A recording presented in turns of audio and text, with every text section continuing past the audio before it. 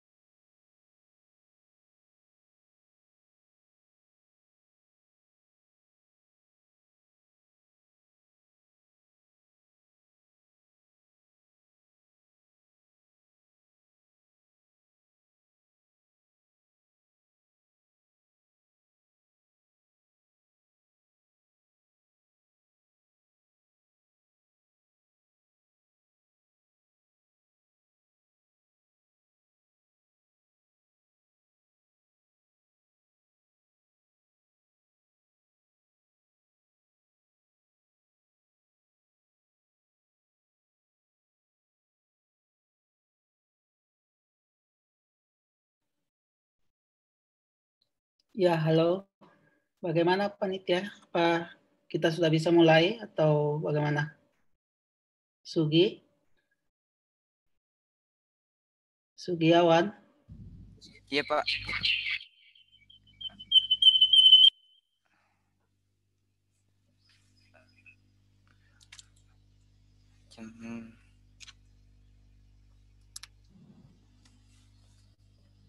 Sudah bisa dimulai mungkin ya? Iya, Pak, mungkin sudah bisa dimulai.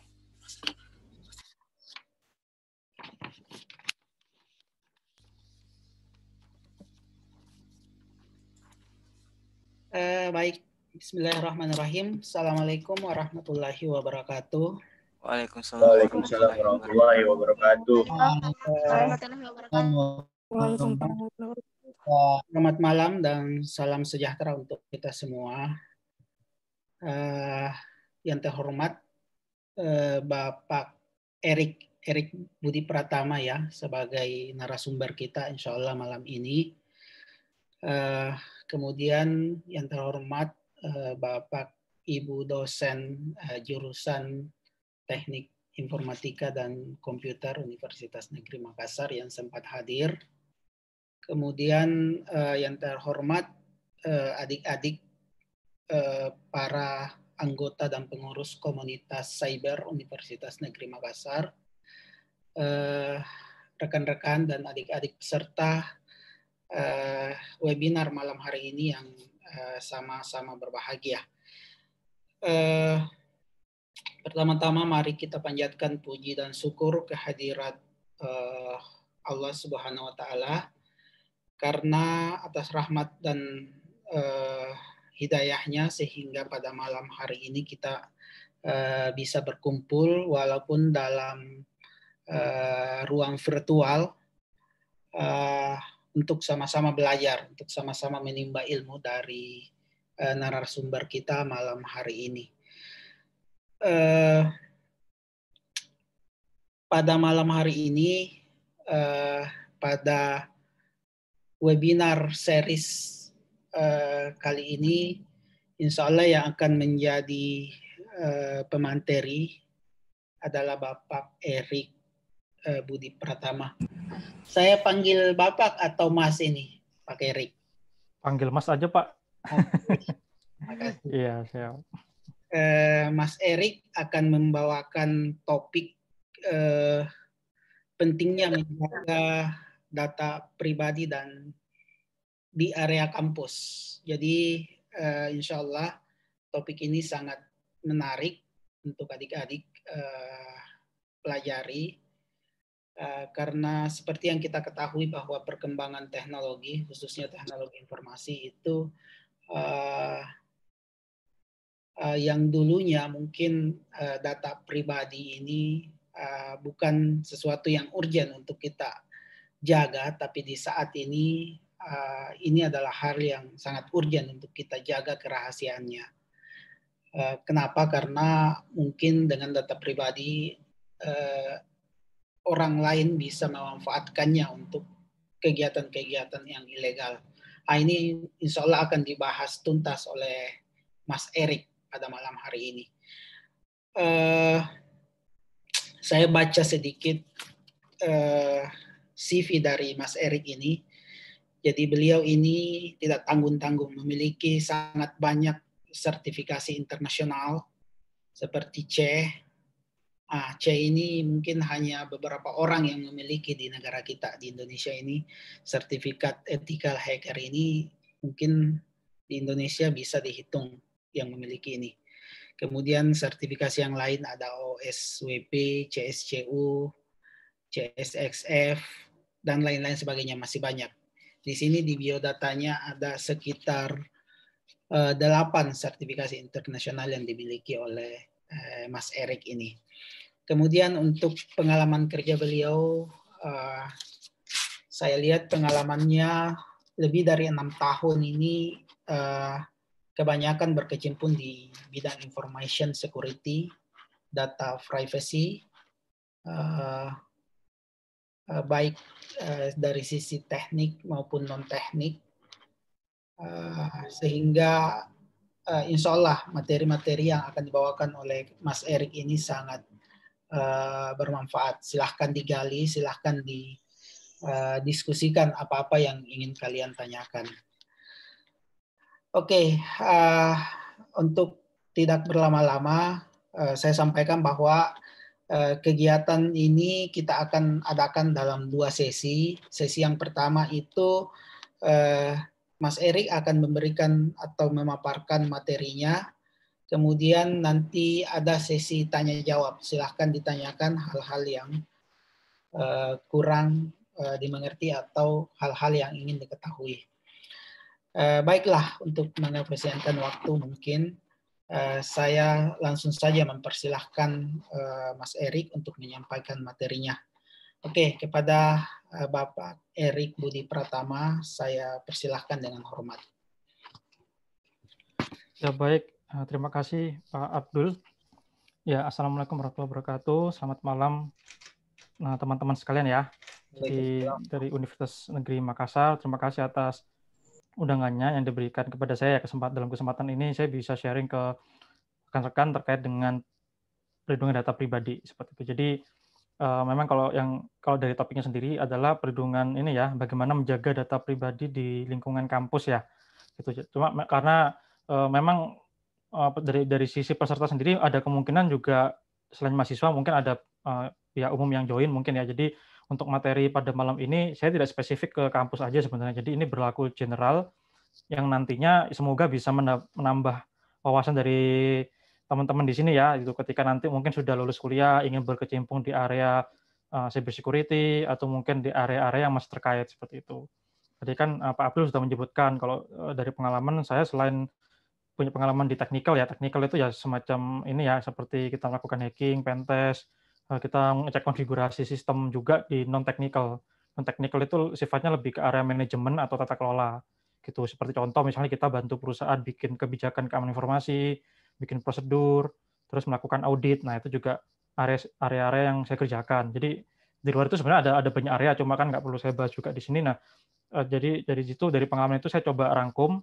Jadi harapannya mahasiswa itu pun juga walaupun teman-teman masih kuliah ya, mungkin sebagian besar masih kuliah, at least aware nih kalau misalnya nanti sudah lulus, sebenarnya yang akan dihadapi di dunia kerja itu seperti apa sih dalam kaitannya dengan keamanan informasi. Ya ini terlepas dari teman-teman nanti mau menjadi praktisi keamanan informasi atau maupun jadi programmer atau profesi yang lainnya ya. Tapi selama teman-teman kerja di perusahaan yang menggunakan sistem informasi, pasti akan selalu terekspos dengan isu-isu keamanan informasi seperti itu. Nah, jadi sekedar review aja. Jadi saya bisa dipanggil Erik dan saat ini profesi saya sebagai konsultan cyber security, data privacy juga sebenarnya IT advisory juga. Gitu. Jadi di luar cyber security saya juga ada pengalaman di beberapa area seperti itu. Di KPMG. Jadi KPMG itu adalah salah satu perusahaan global juga di bidang cyber security. Terus juga saya juga ada kesibukan juga sebagai ini ya, mungkin sebagai PIC atau mengelola komunitas Data Privacy and Protection Indonesia. Jadi di sini kalau memang ada rekan-rekan yang belum join, bisa join juga di Telegram seperti itu. Dan mungkin kalau ada yang suka membaca nih tulisan-tulisan atau mungkin pengen lihat slide, bisa buka tulisan saya juga di Medium dan juga slide share. Jadi kadang materi yang saya sampaikan saya share di sana. Seperti itu. Oke, jadi agenda kita pada malam ini sebenarnya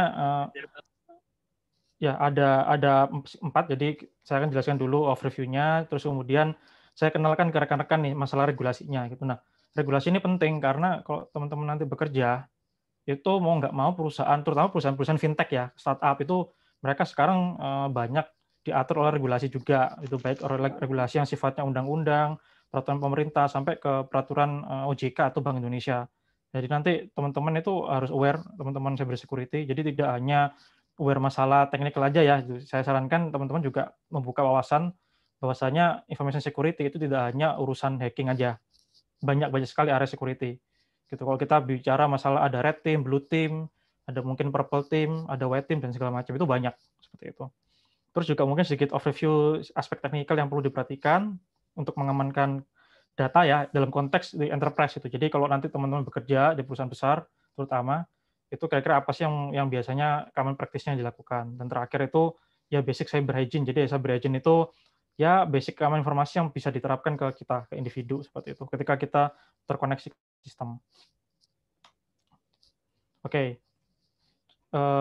Jadi kalau kita mungkin ini sedikit overview kasus di Indonesia ya. Jadi kalau kita ngeliat kasus yang di luar negeri mungkin juga sangat banyak gitu. Nah, kalau teman-teman mungkin yang sudah join di komunitas data privacy, barusan tadi sebelum acara saya juga share masalah kasus ini ya, JW Marriott. Mereka itu kena data breach yang lumayan besar, dendanya pun juga sampai 1 triliun kalau nggak salah rupiah gitu. Jadi dendanya besar sekali. Itu pun karena kelalaian mereka dalam menjaga keamanan informasi. Nah, di sini ternyata di Indonesia juga banyak gitu. Yang apa yang ada di slide saya ini itu sebenarnya itu yang masuk ke media. Nah, sebenarnya yang nggak masuk media itu banyak banget sebenarnya. Sangat banyak gitu dan itu nggak ke-expose gitu. Nah, kalau yang contoh kalau kita lihat kasusnya Lion Air, itu mungkin udah 2 tahun yang lalu lah, gitu, udah agak lama. Itu kalau kita lihat mereka kesalahannya apa gitu. Kalau kita belajar dari kasus itu, jadi kalau kasusnya Lion Air itu kesalahannya adalah kesalahan konfigurasi di sistem. Jadi mereka menggunakan cloud storage, mereka ada salah config sehingga storage-nya itu bisa diakses oleh si hackernya ya seperti itu. Juga kasus-kasus yang terjadi 1 tahun belakangan, kasus mulai dari e-commerce terutama Bukalapak, Tokopedia itu yang mungkin yang paling parah. Terus ada lagi Bineka. Terus barusan bulan lalu itu ada cermati.id itu juga kena dan segala macam. Itu ada beberapa yang kena lah gitu. Itu yang terekspos ya. Ini yang terekspos, yang belum terekspos sangat banyak sebenarnya. Nah, kalau kita karena teman-teman di sini mungkin sebagian juga sudah paham masalah information security, sebenarnya apa sih yang harus diperhatikan sih kalau kita nggak pengen kejadian nih gitu. Kalau kita nanti suatu saat bekerja sebagai blue team ya, cyber defender atau mungkin sebagai konsultan atau apapun di perusahaan, apa nggak sih harus diperhatikan gitu. Jadi yang pertama itu kita harus memahami bahwa keamanan informasi itu sebenarnya cakupannya kompleks ya. Tidak hanya kita menerapkan secure coding atau tidak hanya mungkin memasang firewall misalnya. Itu aja nggak cukup. Tapi kita harus memastikan bahwa sistem yang kita punya itu dikonfigurasi dengan baik, seperti itu. Yang berikutnya perlu kita perhatikan itu masalah akses. Jadi kalau teman-teman punya sistem, terutama di corporate ya, itu pastikan akses ke sistem itu terbatas. Jadi hanya bisa diakses oleh orang-orang yang memang legitimate untuk mengakses. Nah, kecuali sistemnya yang public ya, kayak website itu mungkin ya semua orang bisa akses. Cuma kan back-end-nya kan harusnya hanya orang-orang tertentu saja yang bisa akses, seperti itu. Terus juga kasus third party juga sama, jadi kalau perusahaan seperti perusahaan telekomunikasi, bank, itu mereka punya banyak pihak ketiga. Nah, itu nanti kalau rekan-rekan sudah bekerja nanti juga sama. Ketika ternyata kerja di bank atau di telco nih, punya banyak vendor ya, teman-teman harus aware nih, kira-kira vendor mana sih yang punya potensi risiko tinggi. Dibilang vendor itu punya potensi risiko tinggi kalau dia terkoneksi ya, sistemnya terkoneksi dengan sistem kita. Nah, itu udah pasti risikonya pasti lebih tinggi daripada vendor yang tidak punya koneksi sama sekali ke sistem kita. Seperti itu. Dan terakhir itu masalah human ya. Jadi masalah awareness itu penting. Nah, seperti malam ini sebenarnya saya anggap juga ini sebagai sesi awareness ya, karena kan saya juga selain mungkin membahas sedikit tentang keamanan informasi, juga nanti saya akan sedikit sosialisasi lah gitu terkait Undang-Undang Perlindungan Data Pribadi yang kemungkinan entah akhir tahun ini atau mungkin awal tahun depan akan disahkan oleh DPR dan pemerintah. Nah, nanti harapannya teman-teman aware nih masalah data pribadi gitu, karena kebanyakan teman-teman yang mungkin berkecimpung di area yang ofensif itu kadang ya kalau misalnya kita lagi bug bounty nemu bug yang mungkin P1 ya yang kritikal, itu kadang kita nggak bisa ini ya, kalau kita tergiur nih ternyata kita nemu yang kritikal, kita bisa akses data, nah ternyata datanya kita exfil, nah itu sebenarnya salah, seperti itu. Nanti akan saya jelaskan di belakang. Nah, yang berikutnya ini kasus juga cukup ramai, kasus Telkomsel dan Indosat. Saya nggak tahu teman-teman di sini aware nggak ya. Jadi kasusnya Denny Siregar itu karena ini ya, karena penyalahgunaan wewenang gitu. Jadi kalau yang tadi kita sebelumnya berbicara masalah kebocoran data karena kelalaian keamanan informasi, kalau yang ini kelalaiannya di level manusianya gitu. Jadi dia menyalahkan menyalahgunakan akses yang dimiliki gitu. Jadi bagian customer service dia bisa akses data, tapi ternyata informasi data pribadinya customer itu difoto atau mungkin disimpan. Nah, itu kan nggak boleh sebenarnya. Dia menyalahi etika dalam pemrosesan data. Dan itu nanti akan diatur oleh undang-undang. Dan kalau undang-undang udah jadi, itu bisa jadi dia kena sanksinya bisa double. Bisa sanksi pidana dan perdata juga. Seperti itu. Nah, ini kasus, saya nggak bisa tampilkan detail. Ini sebenarnya kasus yang real, yang saya bilang tadi. Jadi saat ini juga saya dan tim di kantor juga selesai nih. Kita habis bantu salah satu perusahaan juga, itu mereka kena data breach juga gitu. Jadi ada satu aplikasi itu yang bisa diakses publik, aplikasinya itu ternyata vulnerable gitu, dan vulnerability-nya itu cukup parah. Nah, ini kalau teman-teman bug hunter nemu nih udah pasti reward-nya banyak nih. Karena ini ya, karena critical. Jadi salah satu bug-nya itu dia dia ada IDOR ya, Indirect Object Reference, Insecure Direct Object Reference, jadi tinggal mengganti parameter, dia bisa akses data peserta yang lain. Nah, itu masih mendingan. Nah, ternyata ada vulnerability lain, kayak misalnya directory listing, sehingga si bug hunter ini atau mungkin attacker ini dia bisa mengambil data KTP yang disimpan di server. Nah, itu kan termasuk pelanggaran agak berat sebenarnya. Itu cuma karena undang-undangnya belum disahkan, ya udahlah. Akhirnya antara perusahaan dengan yang orang ini itu ya dengan cara kekeluargaan saja gitu. Karena memang tendensinya kan bukan untuk mencuri sebenarnya. Gitu, setelah ditelusuri kita bantu klien untuk kontak langsung ke yang attack, ternyata dia tidak ada tendensi negatif. Ya udah, jadi kita tidak memproses secara hukum. Nah, cuma untuk kasus-kasus yang lain itu bisa jadi kalau memang tendensinya dia mencuri dan menjual belikan informasi, itu akan kena sanksi. Nah, karena kita nggak temukan tendensi negatif, ya nanti ini paling kalau teman-teman dapat case seperti itu, paling ya kita mungkin diskusi dengan hackernya, ya kita bikin mungkin semacam NDA atau perjanjian tertentu, sehingga nanti kalau ada data yang bocor, ya berarti kita tahu nih siapa yang bocorin, seperti itu. Nah, oke. Jadi gini teman-teman, kalau teman-teman di area cyber security di sini, sebagian besar mungkin di area security ya, itu pasti akan banyak berbicara terkait data protection. Nah, data protection itu sebenarnya kalau kita lihat regulasi, itu beberapa regulasi itu menggunakan kata-kata data privacy. Nah, bedanya apa gitu? Jadi kalau teman-teman nanti dengar kata-kata data protection, itu berarti lebih ke kontrol keamanan informasinya. Gitu. Jadi misalnya, oke, ada data kita, bagaimana kita protect-nya, misalnya dengan menggunakan enkripsi, dengan menggunakan tokenisasi, anonymization dan lain-lain seperti itu. Atau dengan penggunaan firewall, dan menggunakan solusi keamanan informasi yang lainnya. Kalau misalnya privacy itu sebenarnya berbicara etika seperti itu. Jadi contoh nih, saya punya data penduduk misalnya di server Dukcapil. Nah, kalau kita berbicara data protection, berarti itu cara kita memprotek data penduduk ini sehingga tidak bisa diakses secara ilegal oleh attacker misalnya. Dengan cara misalnya membatasi akses dengan menggunakan firewall, dengan menggunakan mungkin ada web application firewall, terus juga menggunakan network access control, terus juga kita menerapkan enkripsi, terus kita membatasi akses orangnya dan segala macam, itu data protection. Tapi kalau privacy itu perihal etika dan juga legal basis gitu, atau suatu hal yang membolehkan kita untuk mengolah data gitu. Sebagai contoh, kalau saya misalnya, saya bukan orang ini nih, saya bukan orang yang ngurusin data penduduk nih, tapi ternyata saya nggak sengaja punya akses gitu, nggak sengaja ada yang teledor, mungkin ninggalin passwordnya atau apa, saya bisa akses, terus saya ambil data-datanya, terus saya mungkin simpan, saya jual lagi. Nah, itu kan berarti menyalahi etika seperti itu. Dalam konteks keamanan informasi dia vulnerable gitu, karena dia membiarkan passwordnya ketahuan nih ke sistem, dan ternyata sistemnya expose ke internet misalnya. Itu udah vulnerable. Nah, itu dalam konteks perlindungan data. Tapi kalau privacy itu beda. View-nya adalah ketika saya menggunakan data ini yang memang harusnya saya nggak,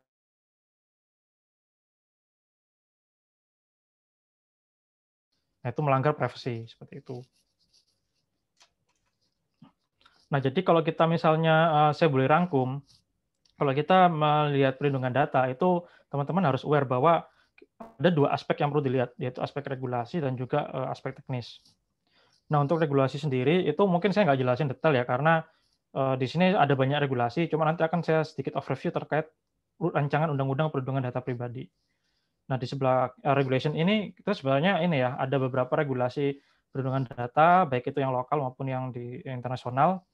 Nah, yang paling saat ini, regulasi yang paling ketat itu ada di Eropa. Gitu. Jadi Eropa itu punya namanya General Data Protection Regulation. Nah, saran saya kalau memang rekan-rekan di sini ya ada waktu, ya bisa lah ngintip-ngintip sedikit GDPR itu apa sih gitu.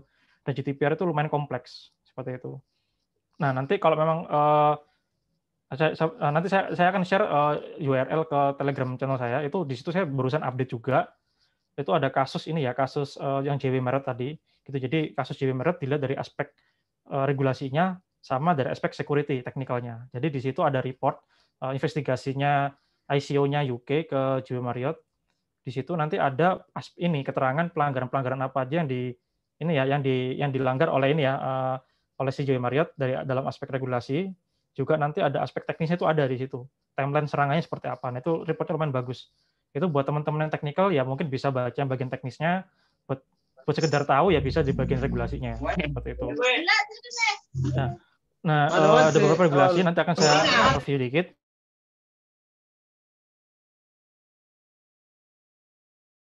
Ya, kalau dari sisi teknikalnya itu sebenarnya ada dua nih. Kalau kita melihat suatu perlindungan data, kita harus melihat perlindungan data sebelum dan setelah adanya breach. Itu cara mudah memappingkan memappingkan technical aspeknya.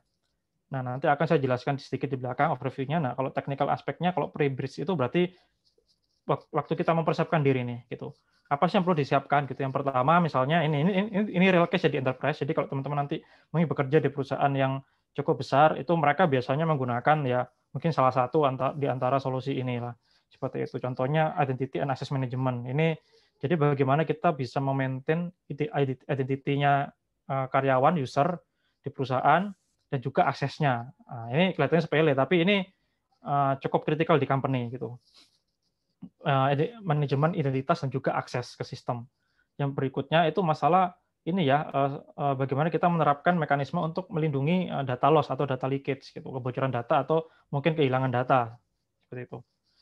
Yang berikutnya bagaimana kita memastikan kita punya ini ya, kita bisa mengontrol penggunaan administratif level user gitu, atau dalam hal ini misalnya administrator user atau root user kalau di Linux. Nah, itu di perusahaan juga kalau terutama di banking, di telco itu lumayan ketat mengatur penggunaan super usernya seperti itu. Dan yang terakhir itu cyber hygiene. Nah, ini saya overview nanti di belakang. bagaimana kita menerapkan praktik-praktik yang dasar keamanan informasi untuk bisa melindungi diri kita. Nah, kalau misalnya, setelah itu, selama dan setelah ada breach itu sebenarnya ada 2 aktivitas utama yang dapat dilakukan nanti oleh rekan-rekan, yaitu masalah insiden manajemen gitu, bagaimana ketika kita kena insiden kita bisa memaintain dan menangani insiden dengan baik, sampai kalau misalnya insidennya ini menimbulkan risiko reputasi ya gitu, sampai reputasi perusahaan itu harus mengaktifasi crisis management seperti itu. Contoh kayak kasusnya yang Marriott itu Marriott kan dendanya besar sekali. Kalau dirupiahkan itu 1 triliun itu. Itu reputasi pasti sangat terimpact itu. Bahkan tidak jarang perusahaan yang kena kasus data breach itu mereka bangkrut. Karena ya tadi reputasinya udah jatuh, terus dendanya besar gitu. Nah, kalau dari aspek regulasi saya nggak akan detail. Jadi yang ingin saya beritahukan ke teman-teman, sebenarnya regulasi itu banyak yang terkait dengan perlindungan data di Indonesia. Kemarin Jumat itu saya dengan teman-teman dari Elsam, itu peneliti yang memang expert di bidang hukum ya. Itu dia share ada sekitar 30-an, 32 undang-undang di Indonesia yang berkaitan dengan perlindungan data pribadi. Nah, di situ mereka sudah riset memappingkan. Nah, kalau yang boleh saya share di sini itu saya rangkum aja yang paling simpel, yang biasanya nanti kalau teman-teman bekerja itu pasti nggak jauh dari sini gitu. Yang pertama itu ada undang-undang ITE, ya mungkin teman-teman udah aware UU ITE yang mungkin ada beberapa pasal yang suka dibikin kasus pencemaran nama baik. Nah, itu sebenarnya kalau saya pribadi itu kurang tepat peletakannya. Itu jadi sebenarnya di UU ITE itu mereka sebenarnya undang-undang yang memproteksi sistem elektronik dan kita sebenarnya. Cuma memang kebanyakan pasal-pasalnya digunakan untuk mungkin menyerang pihak tertentu secara politik seperti itu. Nanti teman-teman bisa mungkin kalau ada waktu bisa baca-baca UU ITE, itu di situ diatur masalah perlindungan data. Kedua, itu peraturan ini, Permen Kominfo. Peraturan Kominfo nomor 20 itu ada tentang perlindungan data pribadi pada sistem elektronik. Terus ada peraturan pemerintah terkait penyelenggaraan sistem elektronik juga sama. Dan terakhir yang 2020 yang kita tunggu-tunggu ini adalah perlindungan data pribadi. Nah, saran saya kalau misalnya undang-undang udah disahkan ya, mungkin buat teman-teman yang di sini mungkin ya ada sambilan bug bounty segala macam, itu saya sarankan lebih hati-hati karena ketika kita misalnya nemu temuan yang kritikal ya, kita bisa akses ke data, itu jangan sampai kita menyalahgunakan aksesnya gitu. Karena ketika si perusahaannya punya evidence kita mengakses data, itu bisa diperkarakan ke pengadilan. Dan kalau draftnya belum berubah, itu nggak cuma sanksi perdata, nggak cuma sanksi uang ya, tapi juga pidana. Seperti itu, nanti saya jelaskan. Jadi hati-hati aja gitu. Karena kalau kasus yang kemarin saya bantuin salah satu perusahaan, itu sebenarnya bisa kalau mau dituntut pidana bisa, karena ada aktivitas tarikan data KTP gitu. Jadi data-data KTP-nya itu diambilin semua sama dia. Nah, itu kan nggak boleh sebenarnya. Kalau kita nemu ya udah kita laporkan aja kita nemu, tapi jangan sampai di exfil datanya seperti itu. Itu udah termasuk pelanggaran sebenarnya. Cuma karena perusahaan tidak ya masih bisa di-maintain, ya udah kita kekeluargaan aja seperti itu. Nah, ini draftnya RUU PDP. Jadi kalau boleh saya jelaskan sekilas, di RUU PDP ini nanti ada 4 pihak yang terlibat. Bukan itu yang diatur di RUU ini. Yang pertama itu data owner gitu. Jadi data owner itu adalah data subjek ya, atau orang yang memang informasinya itu ada di sistem gitu, atau seseorang yang memang dijadikan subjek dalam undang-undang ini, yaitu kita nih. Sebagai contoh saya nih kan, saya kan pasti punya informasi nama, email, tanggal lahir, punya informasi nanti mungkin agama, terus pekerjaan, gaji, informasi pajak dan segala macam. Itu kan informasi saya gitu. Nah, ada juga nanti namanya data controller gitu. Data controller itu adalah pengendali data. Nah, gampangannya gitu mungkin buat teman-teman mahasiswa, kalau data owner itu adalah teman-teman sendiri nih. Kalau data controller itu adalah kampus gitu. Jadi Universitas Negeri Makassar ini sebagai data controller gitu. Kan kampus kan pasti punya data mahasiswa kan. Teman-teman pasti di sini ada nama, NIM-nya, email, alamat, mungkin nama orang tua dan segala macam ada di sistem informasi kemahasiswaan, termasuk record pembayaran kuliah dan segala macam. Nah, informasi-informasi itu yang disimpan oleh kampus. Nah, itu kan informasi data kita kan, data owner. Tapi kampus ini berlaku sebagai data controller gitu. Itu analogi gampangnya. Nah, kalau data processor apa? Data processor itu adalah pihak lain ya di luar ya, data controller yang mengolah data kita gitu. Jadi mewakili data controller untuk bisa mengolah data kita. Sebagai contoh misalnya untuk kebutuhan penelitian Universitas Negeri Makassar itu sharing data dengan universitas lain. mungkin di Jakarta gitu. Nah, ketika nanti universitas yang di Jakarta itu mengakses data ini ya, bukan mengakses data secara langsung, tapi memiliki akses ya karena diberikan secara agregat maupun summary-nya aja oleh Universitas Negeri Makassar, maka si universitas yang di Jakarta ini berlaku sebagai prosesor gitu. Jadi karena kebutuhan penelitian ternyata butuh data mahasiswa secara agregat maupun detailnya. Nah, oke, antara Universitas Negeri Makassar dengan yang di Jakarta itu bikin perjanjian kerahasiaan gitu atau non-disclosure agreement. Nah, ketika kedua pihak sepakat nih untuk bertukar data, ya udah berarti si Universitas Jakarta ini sebagai prosesornya. Dan prosesor ini dia harus taat semua aturan perlindungan data yang dimiliki kontrolernya gitu. Jadi kalau standar keamanan informasinya Universitas Negeri Makassar lebih tinggi, yang di Jakarta harus ngikutin gitu aturan di sistemnya. Nggak mau, karena kan lebih ketat. Jadi kita lihat mana yang lebih ketat seperti itu. Dan yang terakhir itu data protection officer. Jadi di undang-undang itu disyaratkan organisasi memiliki satu tim untuk yang berperan sebagai data protection officer ya gitu, atau petugas pelindung data seperti itu. Nah, kalau dari undang-undang ini yang perlu saya highlight adalah yang mungkin yang penting buat teman-teman mahasiswa ngerti ya, itu masalah notifikasi. Jadi kalau sistem kita kena breach, itu di undang-undang ini mengatur maksimal 3 hari itu harus melapor ke kementerian terkait gitu, atau lembaga pengawas independen kalau memang misalnya ada. Nah, untuk saat ini perlindungan data ini ada di bawah Kominfo. Jadi kalau ada apa-apa nanti ke Kominfo-nya seperti itu. Terus masalah denda itu bisa dari ini harusnya 10 miliar. Jadi 10 sampai 70 miliar gitu, atau penjara antara 2 sampai 7 tahun. Seperti itu. Jadi ini bisa impact individu juga ya, gitu kalau kita yang melakukan pelanggaran gitu. Ini sebenarnya di undang-undang ada ini ya, nanti slide-nya akan saya share, jadi saya mungkin nggak jelasin semuanya. Jadi kita sebenarnya di RUU ini punya hak yang dilindungi oleh negara.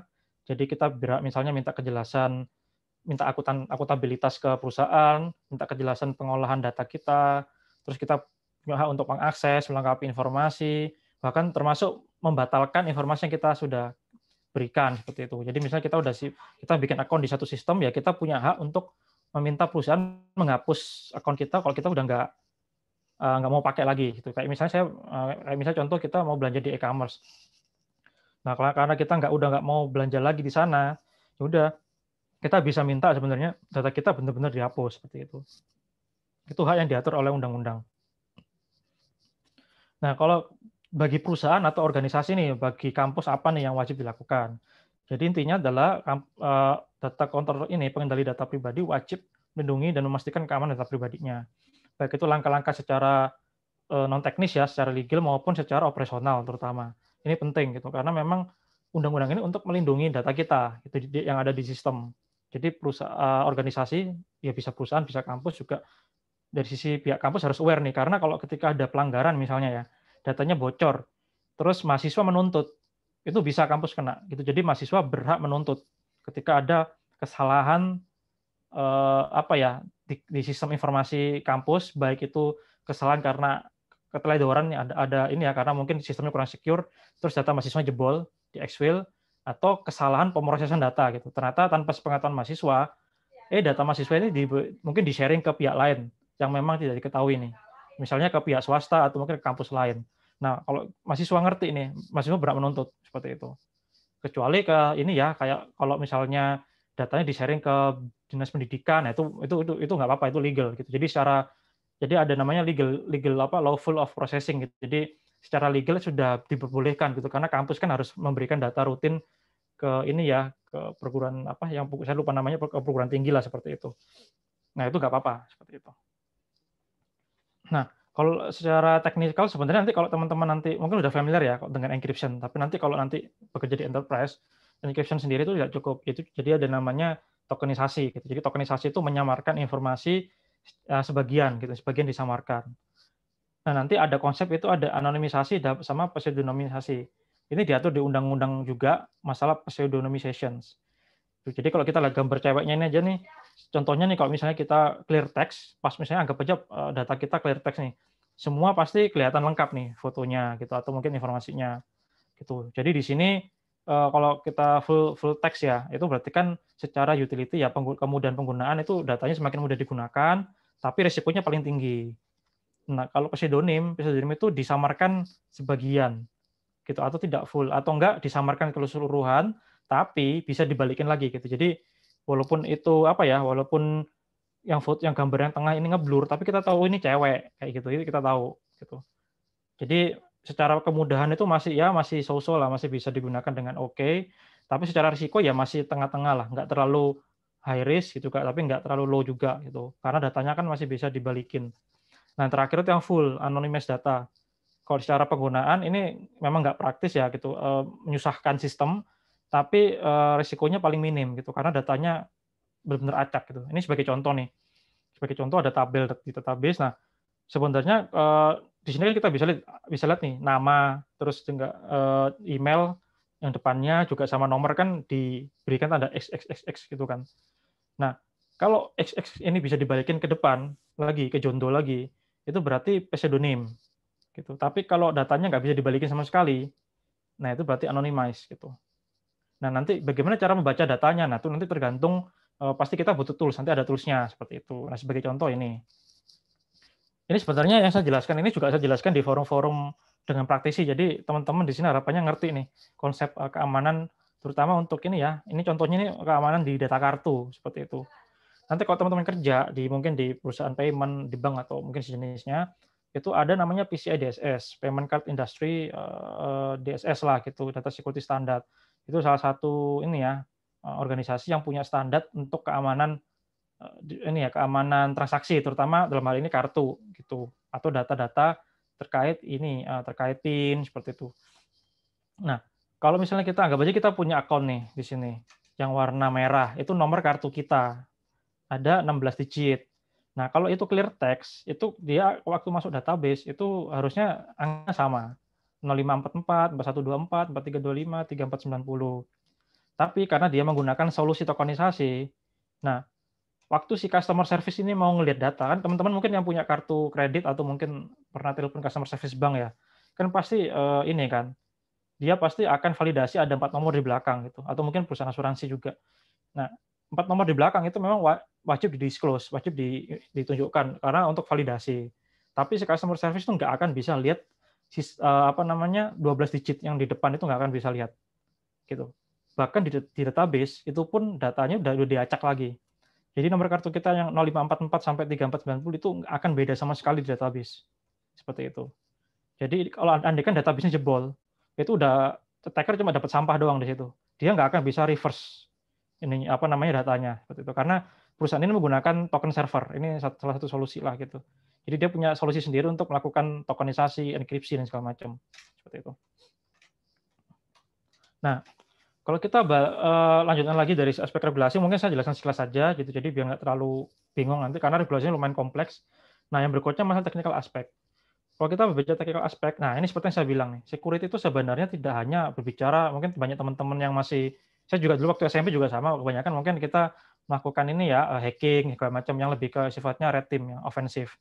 Tapi sebenarnya security itu luas gitu. Dan dari diagram ini juga, kalau dari pengalaman saya ada di beberapa area, terutama yang paling kanan. Yang kanan itu kebanyakan memang proyek saya di area sana.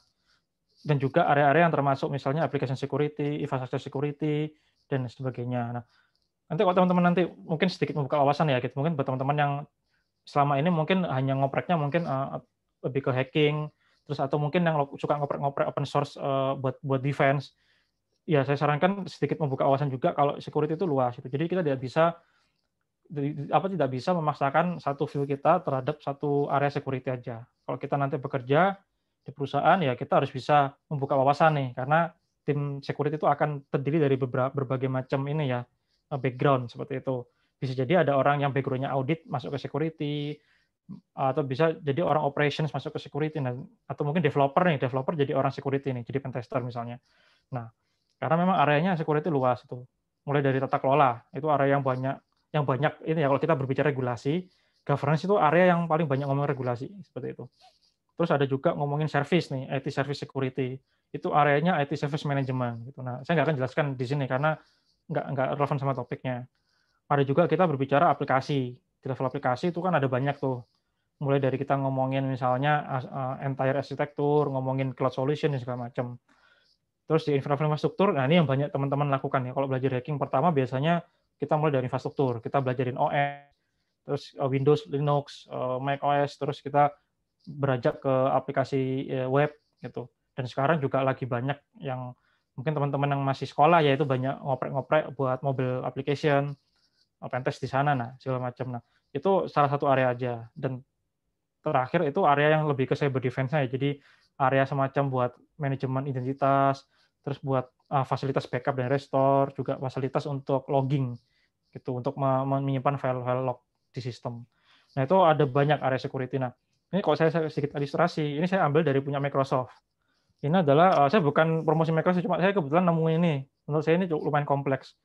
Nah, sebenarnya kalau nanti di perusahaan yang besar ya, dan juga yang mungkin perusahaan multinasional, itu ya kompleksitasnya kira-kira mirip-mirip seperti ini, seperti itu. Jadi security itu kalau kita lihat mungkin di bagian mana ya, anggap aja kita gini-gini, view-nya adalah kita kalau kita ngomongin security di level endpoint, nah di level clients, nah itu kan juga ada banyak. Kita ngomongin masalah mobile device management, terus ngomongin configuration management dan lain-lain. Kalau di tengah itu infrastruktur. Infrastruktur kita kan sekarang kan sudah perusahaan pakai cloud. Jadi secara selain on-premise juga kita harus lihat security di cloud. Gitu. Nah itu kan beda tuh on-premise security sama di cloud kan ya kira-kira mirip-mirip tapi sebenarnya berbeda gitu by nature. Nah itu kita harus ngerti juga bagaimana mengamankan yang on-premise gitu, yang cloud dan juga bagaimana kalau hybrid itu harus kita ngerti. Termasuk juga di area information protection gitu, perlindungan datanya seperti apa. Terus masalah, nah tadi yang saya sebutkan di depan, masalah identity and access management gitu, bagaimana memanage identitas user dan juga aksesnya. Nah mungkin kalau buat teman-teman mahasiswa di sini mungkin masih belum ada gambaran ya, identity itu seperti apa, access management seperti apa. Karena memang area ini akan banyak teman-teman rasakan ketika sudah bekerja di corporate, terutama yang corporate yang besar, yang usernya itu bisa ratusan bahkan ribuan, seperti itu. Nah, kalau kita berbicara identity, kenapa identity ini jadi isu gitu? Karena kalau kita misalnya gini nih, anggap aja kita punya anggap aja di kampus lah, gitu. Kita punya kemahasiswaan, punya beberapa PC, punya beberapa user itu kan masih sedikit. Tapi bagaimana kalau kita misalnya punya perusahaan itu yang cabangnya banyak di Indonesia, bahkan punya cabang di luar negeri, kayak contoh bank, gitu kayak bank-bank seperti Bank Buku 4, bank yang besar-besar tuh, Bank Mandiri, BNI, BRI, BCA itu kan mereka punya cabang di luar negeri. Dan karyawannya kan banyak kan, bisa jadi mungkin ribuan gitu totalnya. Nah, bagaimana kita mau maintain sekian banyak orang, sekian banyak cabang, sekian banyak perangkat gitu. Perangkatnya juga pasti ribuan kan. Nah, kan pasti pusing kan kalau kita misalnya memaintain itu dengan cara manual gitu. Nah, makanya kalau di corporate itu sedikit saya overview aja, itu nanti ada namanya identity and access management gitu. Jadi kalau nanti teman-teman bekerja itu buat memaintain identitas itu kita harus mendefinisikan beberapa hal ya, terutama trusted source-nya gitu. Jadi kalau berbicara identitas itu kan berbicara orang. Nah, itu ada di ini ya, datanya pasti ada di human resource itu, karena HRD di perusahaan pasti yang menyimpan data mahasiswa, data pekerja gitu, atau di bagian kemahasiswaan pasti menyimpan data mahasiswa. Nah, bagian trusted source ini penting juga. Kenapa? Karena kalau kita berbicara regulasi data pribadi, itu semua kan juga berkaitan dengan data pribadi kita yang ada di sistem ini, SR data. Nah, orang SR pun juga pasti akan punya tanggung jawab untuk bisa memastikan bahwa dia membatasi akses ke sistem SR-nya, seperti itu. Jadi kalau misalnya kita orang IT nih, kita orang IT nggak boleh lah kita bisa login ke sistem HR, karena kan itu ranahnya HR gitu. Walaupun orang IT pun kita harusnya nggak boleh, gitu. Terus target system itu adalah sistem yang ingin dikonsolidasi gitu. Nah, itu bisa jadi ada email server atau mungkin Active Directory atau aplikasi-aplikasi enterprise seperti ERP dan sistem yang lainnya. Nah, bayangkan kalau misalnya sistem ini ada ratusan atau ribuan, kan nggak mungkin kita maintain usernya satu-satu kan. Anggap aja kalau cara tradisional kita bikin satu database user untuk satu aplikasi. Sedangkan kita punya misalnya seratusan lebih aplikasi, kayak di bank itu aplikasi bisa ratusan. Kan nggak mungkin, berarti kita harus maintain ratusan database dong, database user. Nah, daripada kita punyang-punyang ya, kita bikin konsolidasi, kita pakai suatu solusi misalnya identity management solution, kita konsolidasi datanya biar jadi satu database aja. Jadi semua sistem tinggal pakai. Seperti itu. Nah, nanti mungkin teman-teman kalau udah kerja, mungkin di corporate yang terutama perusahaan multinasional ya, perusahaan global itu pasti akan mengalami nih kemudahan ketika kita nanti dengan satu user doang kita bisa akses ke beberapa sistem seperti itu. Nah, kalau ini terkait dengan akses manajemen, akses manajemen juga sama. Jadi bagaimana itu common practice ya kita melakukan manajemen akses secara proper. Nah, nanti kalau misalnya ini saya sharing juga nih, ini akses manajemen ini ada area di mana kalau di perusahaan itu banyak temuan auditnya. Nah, nanti kalau teman-teman kerja di korporat, di end user ya, itu kalau ketika berhadapan dengan auditor, gitu, auditor itu pasti mereka akan nanya hal ini. Jadi ini saya kasih kunci jawabannya, kisi-kisinya dulu lah gitu. Sebelum teman-teman nanti bekerja, terus dicecer auditor nih, karena bagian akses manajemennya jelek, seperti itu.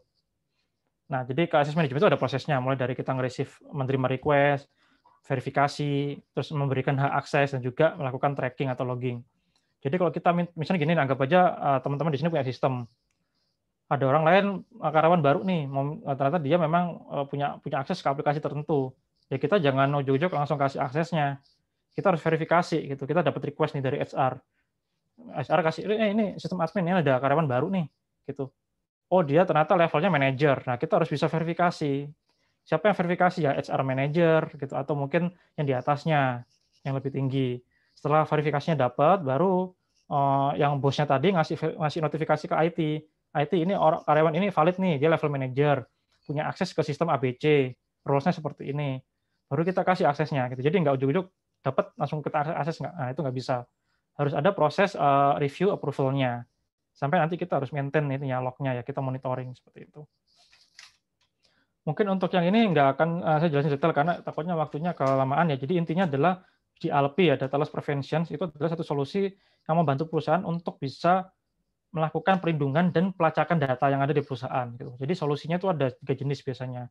Jadi bagaimana kita memproteksi data ketika dikirimkan. Nah, kalau data dikirimkan berarti dalam masa transit ya, berarti kita bisa menerapkan misalnya enkripsi, menerapkan misalnya menggunakan VPN atau menggunakan secure channel yang lain gitu, atau menggunakan HTTPS. Nah, kalau data at rest itu adalah data ketika masih di server, gitu. Kayak data-data tadi, data karyawan yang ada di server HRD, nah itu data at rest. Nah, kita harus ngerti bagaimana cara melindunginya. Nah, misalnya dengan menerapkan tadi tokenisasi atau enkripsi. Nah, kalau data in use itu adalah data ketika data digunakan oleh end user. Kayak saya misalnya lagi ngakses data karyawan di komputer saya lah. Berarti datanya saya pakai. Nah, itu harus ada mekanisme perlindungan di sisi endpoint-nya, di sisi laptop saya. Itu biasanya pakai agent ya, pakai tools tertentu yang dipasang ke laptop saya. Jadi biar saya nggak bisa mencuri data atau mungkin memforward data ke email pribadi misalnya. Dan itu semua bisa dilakukan. Nah, kalau dari sisi proses, kalau teman-teman nanti kena insiden nih ternyata, ini juga sama. Ini harus diperhatikan nih masalah insiden manajemen dan jangan diremehkan. Karena kalau kita nggak punya planning, kalau kita kena insiden, itu kita bakal kebakaran jenggot. Gitu. Kita nggak tahu, ada insiden kena ransomware harus ngapain. Oh, kena DDoS harus ngapain. Kena defacement harus ngapain. Nah, kita kan bingung. Nah, kita harus tentukan nih eskalasinya seperti apa nih. Kalau misalnya ada insiden, harus ke si A dulu. Kalau si A nggak bisa solve, baru ke si B sebagai yang layer 2-nya. Kalau itu nggak bisa, baru ke layer 3. Dan juga kita harus klasifikasikan. Anggap aja kita dapat serangan banyak, ada ratusan serangan, terutama kayak industri kayak bank, telco kan serangannya banyak. Bagaimana sih mereka bisa menangani insiden segitu banyak ya? Mereka harus klasifikasikan. Yang kritikal yang mana? Nah, kita harus definisikan insiden kritikal itu apa. Umumnya dibilang kritikal karena dia memberikan impact, baik itu ke reputasi, baik itu ke finansial maupun bahkan ke hukum. Gitu ada risiko bisa dituntut oleh nasabah misalnya. Nah, itu kan kritikal. Itu kita harus tentukan seperti itu. Nah, ini bagian terakhir, 3 slide terakhir. Jadi sebagai mahasiswa nih, ini sebenarnya cyber hygiene ini tidak hanya sebagai mahasiswa aja, jadi juga sebagai kita semua ya, praktisi maupun semua orang itu harus menerapkan ada apa yang namanya cyber hygiene gitu.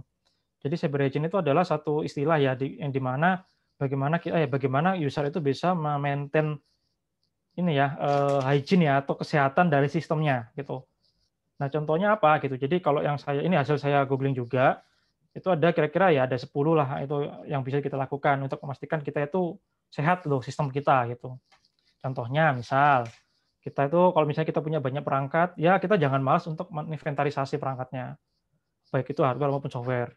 Nah, ini juga sama nih, kalau kita nggak bisa maintain ini, kalau kita mau sertifikasi ISO 27001 ya, itu sertifikasi untuk keamanan informasi, itu pasti finding temuan gitu. Jadi kita harus punya inventarisasi yang bagus. Contoh Universitas Negeri Makassar punya sistemnya banyak, punya hardware-nya banyak, ya harus punya inventarisasi ya, perangkat atau aset yang bagus, biar tracking-nya mudah seperti itu. detail itu. Jadi perangkatnya apa, versinya berapa, dan kapan obsolete-nya. Nah, itu harus ngerti gitu. Kedua, kita pastikan install antivirus atau anti malware dan selalu diupdate. Dan kalau bisa lakukan regular scanning. Baik itu yang individu secara mandiri maupun secara tersentral ya, gitu kalau memang mendukung. Nah, yang berikutnya misalnya memberikan edukasi, awareness. Nah, sebenarnya sesi malam ini juga bagian dari awareness nih. Jadi universitas mengundang praktisi untuk memberikan awareness. Nah, itu juga cara yang baik untuk memberikan kesadaran ke mahasiswa dan juga ke dosen. Seperti itu. Nah, keempat ini sepele tapi penting gitu. Kita harus rajin update sama patch software. Karena kalau nanti teman-teman coba ya, nanti kalau setelah acara ini teman-teman googling kasusnya Equifax gitu. Equifax pakai X. Itu mereka bisa jebol itu cuma karena mereka lupa nge-patch gitu doang. Mereka nggak maintain patch-nya, web servernya ada vulnerability yang critical, attackernya lewat sana masuknya. Dan sampai bisa mengexfil data yang sangat besar.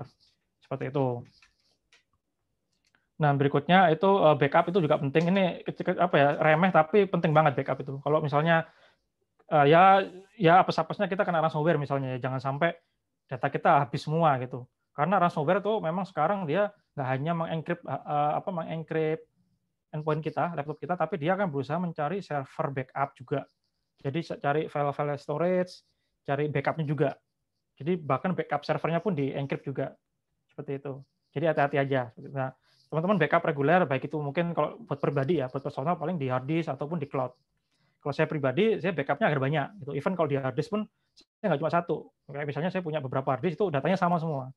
Tapi saya pencar gitu naruhnya. Ada juga di cloud. Cloud pun saya nggak cuma satu, saya ada beberapa cloud. Jadi saya backup dengan data yang sama. Ya in case ada sesuatu nih, nggak sengaja kehapus kayak atau apa, saya masih punya backup yang lain. Nah, seperti itu. Nah, berikutnya batasin orang yang bisa akses ke root, itu kita batasin. Terus kita punya incident response plan seperti apa. Terus memastikan kita punya monitoring network yang bagus. Terus melakukan assessment secara rutin. Nah, ini pekerjaan teman-teman hacker nih. Kita melakukan assessment nih, vulnerability assessment, pentest, security configuration secara rutin. Seperti itu. Dan beberapa kontrol lainnya yang bisa memastikan kita bisa merecover diri kalau kena insiden. Kayak misalnya kena device, ya gimana caranya kita bisa merecover secara cepat nih, website kita biar normal. Seperti itu. Dan paling penting yang saya sarankan juga itu selalu update ya dengan regulasi dan threat yang berkembang saat ini. Jadi kalau teman-teman mungkin aware masalah ransomware ya, teman-teman baca-baca aja ransomware itu jenisnya apa-apa aja gitu. Atau threat actor dari negara mana aja sih yang banyak nyerang Indonesia, itu teman-teman update aja. Jadi biar nambah wawasan juga seperti itu. Nah, kalau untuk yang ini yang buat generik sih, buat mahasiswa juga mungkin buat orang awam juga. Jadi kalau kita lagi di public network ya disarankan kita cek dulu nih SSID Wi-Fi-nya itu ini legit enggak gitu. Kalau kita ragu kita tanya ke yang punya. Ini enggak, memang yang ini enggak gitu SSID-nya. Cuma memang orang awam akan susah membedakan mana yang itu legitimate, mana yang evil ya gitu. Karena kita harus melihat ini kan, ngelihat nanti faktor-faktor lain lah gitu. Kalau mungkin orang awam nggak bisa lihat. Nah, yang kedua ini yang penting juga kalau kita lagi di tempat umum, perhatikan ini ya, jangan sampai kita ngetek di belakang kita itu ada orang-orang lain yang bisa ngelihat. Nah, takutnya kan kita waktu lagi login nih ke sistem ada yang lihat, oh username-nya apa, password-nya apa. Itu penting nih gitu, karena jangan sampai. Nah, kalau buat teman-teman yang kerja itu sebenarnya ada satu solusi yang simple. Jadi ada semacam screen itu yang anti encrypt gitu lah. Jadi kita nggak bisa ngintip dari samping. Itu ada, saya lupa nama screen-nya apa, itu warna hitam. Jadi bisa kita tempelin di laptop kita di layarnya. Nah, yang berikutnya itu jangan asal ngeklik kalau ada pop-up atau URL ya. Waktu kita misalnya connect Wi-Fi, kok kita nggak yakin ya ini kok disuruh masukin password Facebook atau LinkedIn atau apa. Nah, lebih baik kita konfirmasi lagi gitu atau kita tinggalkan. Jangan sampai kita asal ngeklik atau masukin informasi. Dan kalau memang memungkinkan ya pakai VPN. Kalau saya pribadi, saya punya VPN juga. Jadi kadang kalau saya merasa nggak secure networknya, saya pakai VPN biar lebih secure. Seperti itu. Dan ini terakhir, itu kalau misalnya lagi online, pastikan device kita ini secure ya. Paling kita udah secure dalam artian kita pakai pasang antivirus, anti malware, terus mungkin beberapa fitur keamanan diaktifkan yang ada di laptop kita gitu. Kalau laptop kantor ya otomatis udah ada sih by default itu. Kayak laptop saya nih, itu ada fitur full disk encryption gitu. Jadi kalau misalnya laptopnya hilang, ya saya tenang-tenang aja. Karena laptopnya udah di encrypt gitu hard disknya. Jadi nggak akan bisa kebaca. Seperti itu. Terus juga kita pastikan pakai password itu yang strong, jangan yang password yang gampang-gampang ditebak. Terus pastikan kita kalau mau transaksi ngelihat nih, ini websitenya secure nggak gitu, jangan asal transaksi di website abal-abal seperti itu. Terus pastikan kita punya aktifkan ad blocker atau pop-up ini ya, blokernya itu diaktifkan gitu. Terus pasti kalau saya pribadi, nah ini yang private mode ini, saya kalau setiap browsing pasti menggunakan private mode seperti itu. Ya paling nggak mengurangi resiko lah gitu, daripada kita nggak aktifin fitur private mode gitu. Terus juga hati-hati terhadap file yang kita download gitu. Jadi jangan asal buka, jangan asal download seperti itu. Dan tadi kalau memang possible gunakan VPN gitu. Jadi saya juga kadang menggunakan VPN kalau untuk mengakses ke website tertentu seperti itu. Yang itu memang butuh security gitu. Dan VPN pun juga hati-hati jangan asal pilih vendor VPN. Kita harus lihat itu yang kredibel atau enggak. Dan memang paling secure adalah kita bikin server sendiri, kita VPN ke server kita sendiri, itu yang paling aman. Seperti itu. Yap, jadi itu yang bisa saya share. Nanti kita sambil diskusi aja. Takutnya nanti waktunya habis ya. Terima kasih. Ya, baik Mas Erik. Materinya luar biasa. Sangat keren ini Mas Erik. Oke. Berikutnya kita mungkin langsung saja ke sesi diskusi, sesi tanya jawab. Silahkan bagi teman-teman yang ingin bertanya, bisa langsung atau di raise hand dulu lah, biar kita tahu siapa yang ingin bertanya. Silahkan. Ada?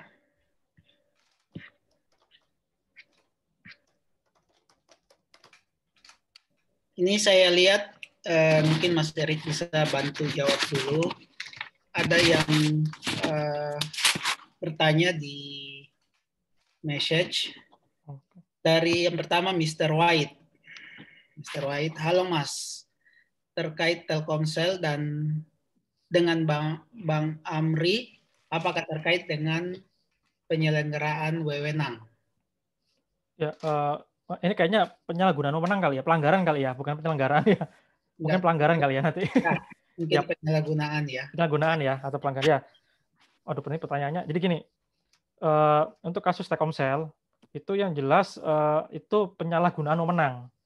Jadi bukan salah orang IT-nya atau apa, tapi itu kesalahan karyawan yang ada di cabang. Waktu itu kalau nggak salah di Surabaya cabangnya ya. Di Surabaya yang jenis Regar itu. Nah, itu jadi karyawan itu dia kan waktu kalau saya baca beritanya dia mengaku ya mungkin agak kesel sama si Denny ini. Jadi ketika kebetulan dia punya akses ke sana ya dia foto kan informasinya itu wewenang gitu. Kalau itu berkaitan dengan penyalahgunaan wewenang dalam konteks etika, yaitu berarti privasi masuknya ranahnya. Seperti itu. Nah, ini pertanyaan agak berat nih, ada nanya Bang Amri juga nih. Nah, untuk Bang Amri ini harus tergantung yang mana dulu ya kasusnya ya, karena kan mungkin ada beberapa pihak yang punya hubungannya berbeda, punya kasus yang berbeda seperti itu. Cuma saya nggak komentarin Bang Amrinya, karena itu kan personal ya, kita nggak boleh ngomongin orang kan. Yang saya komentarin mungkin masalah ini aja, etika gitu. Jadi seperti yang saya sebutkan tadi di depan, saya kan kadang saya juga cari-cari bug, walaupun saya nggak full time bug hunter, iseng-iseng aja. Nah, ketika kita nemu bug, itu etika yang harus kita terapkan. Pertama kita laporkan langsung gitu. Nah, kebetulan kayak kasus yang saya pegang sekarang, kenapa perusahaan tidak menuntut secara hukum, karena si bug hunter-nya ini dia punya etiket yang baik gitu. Jadi ketika dia nemu, dia screenshot, dia bikin videonya terus dia laporkan. Ya, kesalahannya adalah dia bikin videonya di YouTube, itu kesalahan. Ya kita maklumi lah karena mungkin dia juga masih SMA kalau nggak salah, atau lulusan SMK saya lupa. Masih kecil kok gitu. Nah, ya mungkin dia nggak ngerti etikanya, tapi nggak apa-apa, kita bisa edukasi dari situ. Jadi dia waktu itu bikin di YouTube videonya, tapi nggak disebar ke siapa-siapa. Jadi benar-benar dia bikin di private. Nah, waktu dia setelah lapor, dia buka aksesnya. Gitu. Nah, jadi si perusahaan ini sama saya juga bisa lihat videonya, oh ternyata dia seperti ini nemuinnya. Nah, setelah itu kita baru minta, Mas tolong ditutup YouTube-nya. Ya akhirnya sekarang udah di take down YouTube-nya. Karena kita yang minta. Dan dia mau kooperatif, matiin videonya. Nah, terus masalah data KTP yang di exfil tadi, sama. Jadi waktu kita lihat di log web servernya, di Apache log-nya, itu kita ngelihat dia banyak dia nge-exfil semua data KTP. Itu semua foto KTP dia ambil. Nah, kita tanya itu tujuannya buat apa diambil ya gitu. Ya setelah diskusi akhirnya dia sepakat mau menghapus datanya. Dan kita ya bikin perjanjian, pokoknya kalau sampai ada data sejumlah berapa ratus KTP ini sampai dijual di forum dan sama informasinya, berarti kita tahu siapa yang menyebarkan dan itu bisa dituntut hukum. Itu udah ada hitam di atas putih. Jadi seperti itu ya gitu. Jadi saya nggak akan komentarin Bang Amrnya, cuma teman-teman di sini kan walaupun masih kuliah juga harusnya udah lebih dewasa lah berpikir kalau kita harus perhatikan etika gitu. Ketika kita jadi bug bounter ya pertama kita bisa mungkin kita pilih website yang memang dia menyediakan bug bounty ya gitu. Atau enggak kita daftar aja ke HackerOne atau Bugcrowd dan sejenisnya. Atau enggak kita mungkin kalau yang lokal itu ada Restorm, ada CyberArmy dan beberapa perusahaan lokal lah gitu. Ya kita coba aja register ke sana gitu. Atau enggak kita lihat aja website-nya langsung. Contoh kayak e-commerce, Tokopedia, Bukalapak, Gojek itu kan setahu saya lupa, yang saya tahu sih Tokopedia sama Bukalapak dia ada bug bounty-nya. Nah itu bisa tuh ngajar sistemnya di sana. Tapi ya tadi jangan keterlanjut sehingga bisa menyimpan data banyak seperti itu. Oh kita nemu bug nih P1 nih gitu. Udah kita laporkan aja gitu. Pak ini nih gitu. Harus segera di-patch. Nah kita laporkan aja dia atau enggak ya itu urusan belakang gitu. Nah selama perusahaan itu punya bug bounty program pasti kita dikasih reward lah gitu. Tergantung ya kalau critical ya harusnya dapatnya gede. Jadi seperti itu ya saya nggak bisa jawab ininya karena ini personal orang jadi saya coba berikan perspektif etikanya aja gitu. Kalau kita nemu sesuatu laporkan ke yang punya itu aja. Ya kita harus siap legowo ya menerima apakah yang dilaporin ini perusahaan ini akan respect ke kita, memberikan mungkin terima kasih lah gitu, atau mungkin ada reward ya, atau bahkan mungkin malah dicuekin ya itu resikonya bug hunter seperti itu. Ya semoga menjawab. Terima kasih. Baik Mas, semoga bisa menjawab pertanyaan dari Mas. Nanti materinya saya share ya, nanti mungkin saya share ke Mas Ananda, nanti bisa di-share aja ke yang lain. Oke, siap. Nah ini ada pertanyaan lagi Mas. Akses manajemen terkait dengan ISO 27001 ya? Sorry. Akses manajemen terkait dengan ISO 27001 ya? Itu pertanyaannya. Oke, gini. Jadi ISO 27001 itu merupakan ISO atau standar internasional untuk keamanan informasi. Nah, nanti teman-teman bisa googling aja. Itu dokumennya berbayar sebenarnya, cuma mungkin ada yang kasih gratisan gitu. Jadi di ISO 27000 itu ada banyak publikasi. Cuma yang bisa teman-teman download nanti teman-teman cari atau beli itu adalah ISO 27001 sama ISO 27702. Nah, 2701 itu menjelaskan konsep manajemen keamanan informasi. Jadi masih sifatnya lebih ke manajemennya. Nah, detail kontrolnya itu ada di 27002 detailnya. Tapi nanti di aneks di lampirannya 2701 itu ada ininya, ada area-area yang diatur di ISO-nya itu. Tapi penjelasannya masih general sih. Nah, masalah identity tadi itu juga masuk ke sana, masuk ke area ISO. Saya lupa domainnya, cuma area terkait akses manajemen itu di sana diatur gitu. Jadi ISO itu komplit mulai dari kita mengatur kebijakannya, mengatur organisasi keamanan informasi, mengatur akses manajemen, mengatur human resource manajemennya, mengatur akses, mengatur physical security, mengatur incident management, mengatur legal dan lain-lain. Itu banyak. Jadi identity management itu masuk ke sana juga seperti itu. Oke, baik Mas. Ini saya lihat pertanyaan muncul semua di message. Mungkin sebaiknya teman-teman langsung saja bertanya ke Mas Erik. Saya bacakan satu lagi Mas. Berkaitan dengan situs DPR kemarin. Termasuk dalam hacker kategori dan jenis apa Mas Erik? Oke, kalau DPR yang kasus kemarin saya agak bingung dengan hacker kategorinya. Maksudnya itu sebenarnya kan kalau di DPR itu ya kita tahu lah kalau DPR itu situsnya sudah sering di device ya gitu, dan juga yang terakhir juga habis kena device juga sempat di DDoS ya, walaupun dalihnya DPR ini ya mereka nggak kuat nangkep traffic ya, itu intinya kan kena DDoS dan down gitu intinya. Jadi serangannya kalau yang DPR itu saya agak lupa kemarin itu sempat di device nggak ya, kayaknya sempat di device bentar deh, terus sempat ke device, terus sempat DDoS juga akhirnya down seperti itu. Jadi ada dua ya, device sama DDoS seperti itu jenis serangannya. Ya, silakan yang ingin bertanya lagi sama Mas Erik. Ini kayaknya ada pertanyaan dari Muhammad Ilyas ya. Kenapa masih banyak website pemerintah yang rentan untuk diretas? Apakah kurangnya awareness dan apakah tidak ada orang yang bekerja untuk mengamankan website pemerintah tersebut? Oke, saya nggak bisa jawab vulgar di sini ya, karena saya tahu kenapa jebol terus gitu. Cuma intinya adalah gini, ketika mungkin teman-teman tahu lah ya bagaimana keuangan negara yang dikelola, intinya seperti itu. Nanti jawabannya sebenarnya arahnya ke sana. Nah, intinya adalah memang budget yang diberikan besar, cuma memang ada kemungkinan ya penerapan keamanan informasinya ala kadarnya. Itu bisa jadi kurangnya kontrol keamanan informasi. Gitu. Yang kedua ya mungkin kurangnya awareness juga bisa gitu. Jadi karena mungkin yang anggota DPR-nya atau mungkin yang punya wewenang ke sistem informasinya itu dia kurang update dengan threat-threat yang saat ini terjadi atau bahkan bisa jadi kurang orang. Nah, saya nggak tahu kalau kurang orang itu apakah memang nggak ada budgetnya atau memang ya udah segini aja cukup lah gitu atau mungkin bahkan pakai konsultan gitu. Kita nggak tahu karena kan itu nggak dipubliskan informasinya seperti itu. Nah, sebenarnya gini, kenapa pemerintah rentan? Itu gini, bisa jadi kayak contoh nih, pemerintah misalnya contoh kepolisian. Kalau teman-teman lihat websitenya Polri itu udah berapa kali dijebol kan, kena di-face terus, padahal udah dibenerin, kena di-face, dibenerin, kena di-face terus. Gitu. Bahkan nggak menutup kemungkinan tahun depan nih, atau mungkin kalau ada kontroversi lagi nih, ya di-face lagi, punya polisian, punya DPR, dan lain-lain. Pemerintah yang lain juga. Ya karena attacker itu memang, ya yang saya tahu teman-teman itu memang masih punya jiwa nasionalisme yang tinggi. Jadi ketika ada isu-isu tertentu ya otomatis pihak pemerintah jadikan sasaran. Jadi gimana caranya kita harus bisa jebol sistemnya. Itu udah benar-benar terkoordinasi, mereka fokus gitu. Ya kalau kita mau fokus pasti bisa nemu celahnya gitu. Karena kan kalau bagi di keamanan informasi itu cukup satu celah untuk bisa menembus satu sistem kan. Sedangkan yang nge-defense itu mereka harus temukan banyak pintu gitu. Mereka harus lindungi banyak pintu, tapi buat kita cukup temukan satu pintu yang bolong buat bisa masuk ke sistem.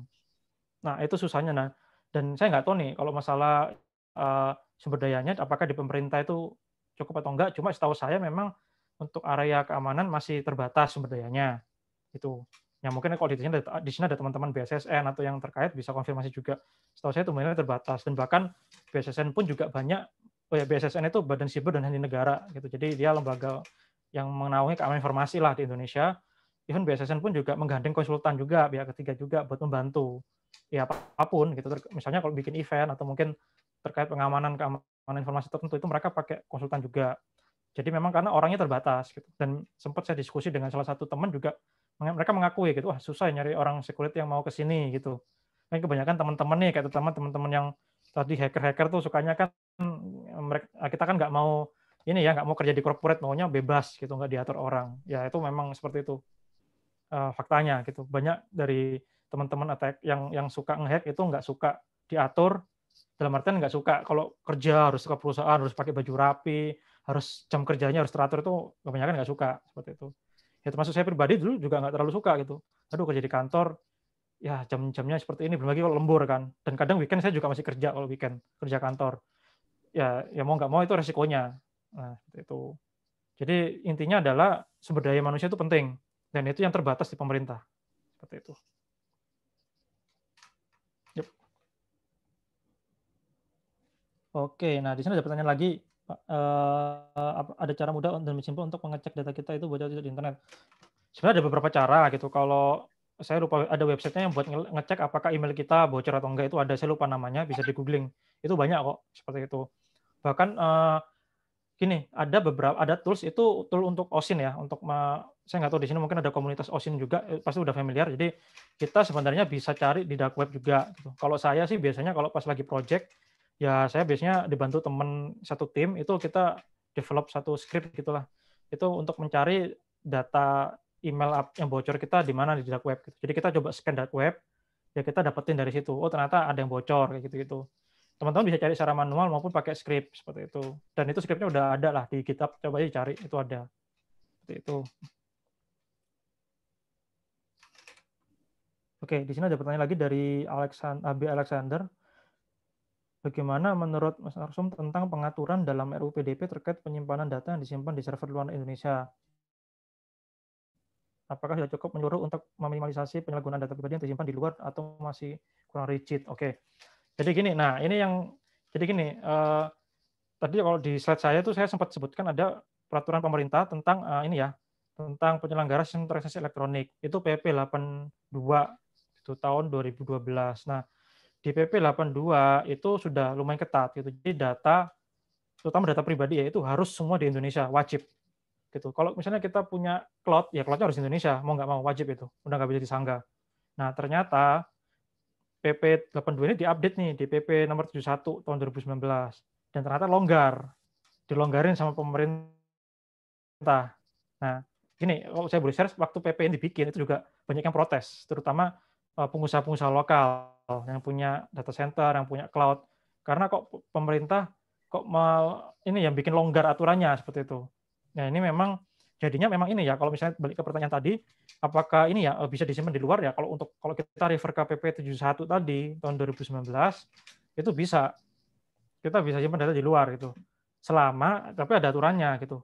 Selama sektor terkait mengizinkan. Contoh, misalnya Masnya kerja di bank, berarti kita harus lihat aturan OJK sama BI. Mereka bilang apa? Data apa yang boleh di luar?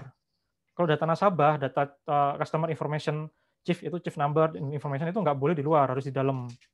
Tapi kalau log system kayak buat security monitoring itu di luar nggak apa-apa, masih abu-abu sih itu. Cuma harusnya nggak apa-apa karena kan tidak ada data sensitif di situ. Data-data nasabah nggak ada di situ, itu aman. Seperti itu. Kalau sektor telekomunikasi ya harus tanya Kominfo seperti apa. Kesehatan, berarti kita nanya Kementerian Kesehatan terkait data medical record itu seperti apa nih? Apakah boleh kita taruh di luar? Kalau kementerian bilang nggak boleh, nggak boleh. Nah, jadi nanti aturannya tergantung turunannya ya. Jadi data pribadi ini kalau ngomong RUU PDP dia nggak spesifik ngatur harus di Indonesia nggak. Tapi nanti kembali ke sektor lagi masing-masing. Seperti itu. Nanti tergantung sektornya ya gitu. Kalau perhubungan berarti Kementerian Perhubungan. Tuh. Nah, kalau e-commerce gimana? E-commerce juga kita lihat dulu. Kalau yang dia e-commerce-nya punya fintech ya dia harus ngikutin OJK. Atau mungkin ada Kementerian Perdagangan tuh dan dia kan juga punya aturan. Nah, jadi harus ngerti banyak regulasinya, jangan cuma ada satu regulasi. Makanya tadi saya tahu kan kita walaupun orang security tetap update regulasi karena itu jadi apa ya? Jadi salah satu pertimbangan kita buat menerapkan kontrol keamanan informasi. Kalau kita nggak regulasi ya kita nggak ngerti nih kontrol kita udah secara hukum itu sah nggak gitu atau udah benar nggak tuh seperti itu. Nah kalau untuk meminimalisasi penyalahgunaan itu memang agak susah kalau memang misalnya baik itu datanya yang di luar maupun di Indonesia. Cuma kalau data di Indonesia setidaknya kan ya datanya di Indonesia lah. Kalau ada investigasi polisi atau kementerian mau investigasi datanya ada gitu. Kayak contoh kita mau investigasi korupsi, ya datanya semua ada transaksi keuangan di Indonesia. Nah coba kalau transaksi keuangan ditaruh di luar kan susah kita investigasinya. Kita harus kontak Interpol dulu, kontak kepolisian negara terkait. Kalau misalnya nggak ada hubungan bilateral itu lebih susah lagi. Nah seperti itu. Jadi banyak pertimbangannya seperti itu. Nah ini pertanyaan berikutnya nanti saya sambung aja biar nggak terlalu malam. Untuk antivirus yang terbaik, izin bertanya untuk antivirus yang terbaik untuk Microsoft karena saya sudah pernah pakai beberapa antivirus tapi malah membuat laptop saya lambat. Oh kalau antivirus terbaik ini relatif sih karena saya udah banyak pakai beberapa antivirus tuh termasuk ya dulu pernah Symantec, pernah McAfee, terus Bitdefender dan beberapa lah kalau di tempat-tempat kerja saya kan pasti pakainya yang corporate level ya kayak mungkin Symantec, bisa jadi solusi-solusi yang lain lah gitu contohnya. Nah itu masalah lambat enggaknya itu relatif sih, itu kita harus lihat itu yang bikin lambat apanya gitu. Kalau bad default kalau Microsoft sendiri sebenarnya dia punya antivirusnya sendiri yang embedded di Microsoft di Windows-nya. Cuma memang kebanyakan kita nggak ini sih lebih ngandelin antivirus luar sih seperti itu. Nah di sini saya nggak bisa memberikan ini ya nggak bisa memberikan referensi vendornya nanti bisa dicari lah gitu. Kalau yang menurut yang saya pribadi saya pakai beberapa yang saya sebutkan tadi saya pakai sih kayak Bitdefender, Symantec, terus ada McAfee saya udah nggak pakai gitu. Ada lagi ini Malwarebytes itu dan lain-lain itu saya pakai juga. Jadi ada beberapa seperti itu. Terus ada pertanyaan lagi dari Tarmizi terkait bagaimana menutupi vulnerable web app dan server. Apakah yang perlu diperhatikan terkait dengan ini? Ya kalau dengan cara menutup vulnerability di web dan server ya simpel ya kita langsung benerin temuannya. Contoh kita menemukan temuan cross-site scripting. Jadi kita kalau mungkin belum tahu cross-site scripting itu attacker bisa menginjekkan JavaScript ke mungkin lewat URL atau lewat text box Sehingga waktu orang lain akses itu bisa nongol pop-up-nya. Misalnya kita bikin nampilkan pop-up, bisa nongol pop-up-nya. Kalau atau enggak kita misalnya bikin script untuk mencuri cookie. Ya waktu kita buka page-nya ternyata cookie kita keambil misalnya, atau session-nya nggak eject sessions. Di web itu bisa. Nah, pasti kan ada cara benerinnya tuh dari sisi codingan gitu. Kita harus lihat pakai apa dulu programmingnya. Pakai Java, pakai PHP, pakai .NET atau apa. Nah, itu tergantung gitu. Nah, cuma gini, kadang kalau di prakteknya di perusahaan, ketika ada vulnerability, bisa jadi kalau vulnerability itu memang kritikal, itu mau nggak mau harus dibenerin ke sumber masalahnya. Mau nggak mau kita ngoding. Tapi kalau temuannya medium atau rendah sifatnya, itu kita bisa menerapkan kontrol lain selain memitigasi. Contohnya, waktu pentest kita ngerti nih ternyata versi SSL-nya, TLS-nya itu versinya masih yang weak gitu. Dia masih pakai SSL 3 misalnya. Sedangkan SSL versi 3 harus udah nggak boleh dipakai gitu, harusnya pakai TLS versi 1.2 misalnya. Ya, tapi perusahaan bilang, wah saya nggak bisa Pak, ini masalahnya sistemnya itu sistemnya lama. Kita nggak mungkin upgrade, kalau upgrade itu nggak kompatibel. Nah, kalau kayak gitu gimana gitu. Kita sedangkan versi yang lama itu ada vulnerability-nya, tapi di satu sisi dia nggak bisa update karena keterbatasan platform. Nah, mau nggak mau kita harus menerapkan kontrol lainnya tuh, misalnya dengan membatasi akses. Jadi server ini di limit doang nih aksesnya, cuma yang bisa akses ke server ini cuma server tertentu aja, seperti itu. Atau misalnya dengan menerapkan kontrol lain, misalnya dengan melakukan monitoring rutin, atau misalnya bikin script otomatis buat mendeteksi apakah ada malicious activity atau enggak di servernya. Itu bisa diterapkan seperti itu. Kalau misalnya kita nggak mampu nutup vendingnya langsung ya, gitu. Karena aplikasi-aplikasi tertentu itu kita nggak bisa benerin langsung dari codingnya. Kalau kita beli aplikasi nih, misalnya kita aplikasi web berbasis Java, misalnya kita beli dari Oracle misalnya, ada beberapa part yang kita nggak bisa ubah codingannya. Nah itu mau nggak mau ya kita harus mitigasi dengan cara lain, seperti itu. Tapi kalau temuannya rendah banget, kira-kira risikonya kecil lah, ya udah kita bisa terima risikonya, gitu.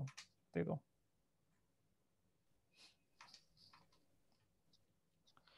Oke, ada pertanyaan lagi, bagaimana mengamankan infrastruktur security sistemnya? Nah tadi, jadi untuk mengamankan infrastruktur itu ada beberapa cara. Pertama, otomatis kita memasang solusi security untuk memproteksi ya. Kayak misalnya menggunakan firewall atau menggunakan IDS ya, intrusion detection system atau intrusion prevention system. Dengan menggunakan antivirus juga bisa. Dan kalau agak advance itu bisa menggunakan solusi semacam ini security monitoring tool seperti SIEM, Security Incident and Event Management. Jadi SIEM itu bisa memonitor, bisa bikin korelasi event sehingga bisa mendeteksi adanya anomali di sistem. Nah, cuma itu mahal dan harus di-maintain dengan baik. Kalau enggak ya percuma gitu. Dan ada solusi-solusi security lainnya yang bisa digunakan.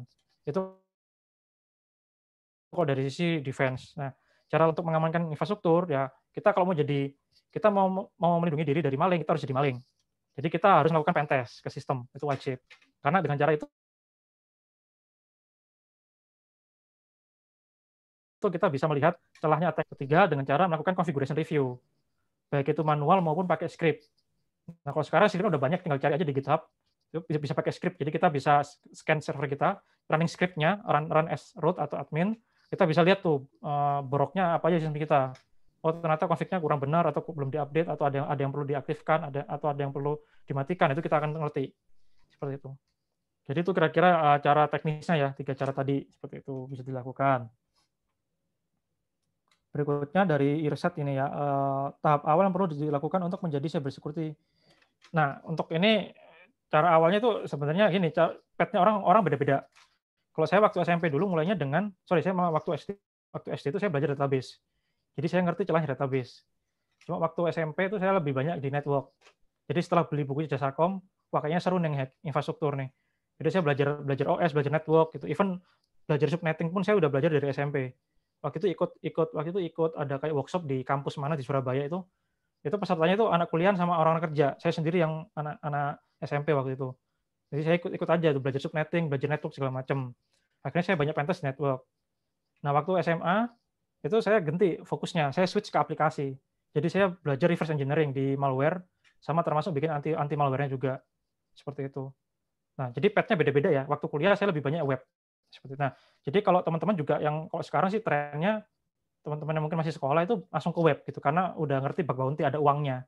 Kalau dulu kan saya belum ngerti bug bounty. Jadi belajar hacking cuma buat iseng-iseng doang, buat nyenengin diri aja, sama buat ngesengin teman doang gitu. Jadi kadang saya bikin malware, saya sebarin ke sistemnya teman, terus bikin mainan lah gitu, buat senang-senang aja. Tapi kalau anak sekarang udah ngerti duit, jadi saran saya kalian pelajarin web, keamanan web seperti apa, belajar programming lah paling enggak ya belajar PHP, Java gitulah atau .NET. Nah, nanti coba dari situ dikembangkan. Kita ngerti cara codingnya, ngerti celahnya apa aja seperti itu. Dan kalau udah ngerti ini, udah punya basic, langsung aja tuh main bug bounty aja. Kan ada tuh jelas nanti kalau dapat bug, nemu bug dapat uang. Atau misalnya ya pentest, melakukan pentest yang etikal ya seperti itu. Ini seperti itu.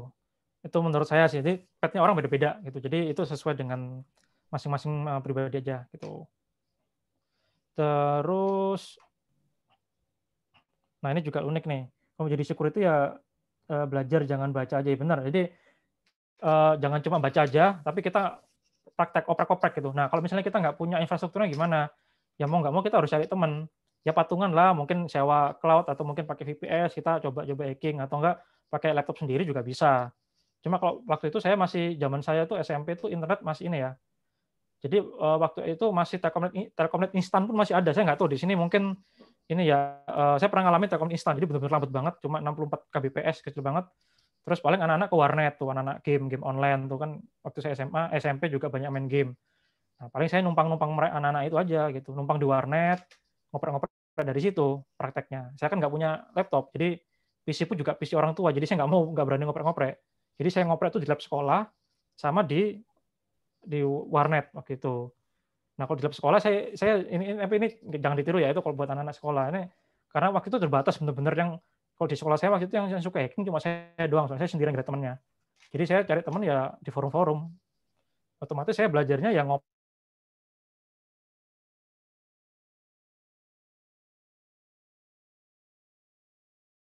itu saya cobain, atau enggak lagi di warnet, saya isengin yang orang lain kayak gitu-gitu. Tapi itu jangan ditiru ya, itu ilegal sih. Seperti itu. Tapi kalau sekarang kan sekarang laptop juga udah makin murah, internet juga murah, jadi cara belajar pun udah banyak. Beda jangan zaman dulu susah banget belajar. Sekarang tuh anak-anak udah enak, udah ada YouTube, udah ada banyak yang sharing pengalaman. Bahkan di sini saya lihat ada yang udah OSCP nih di sini nih.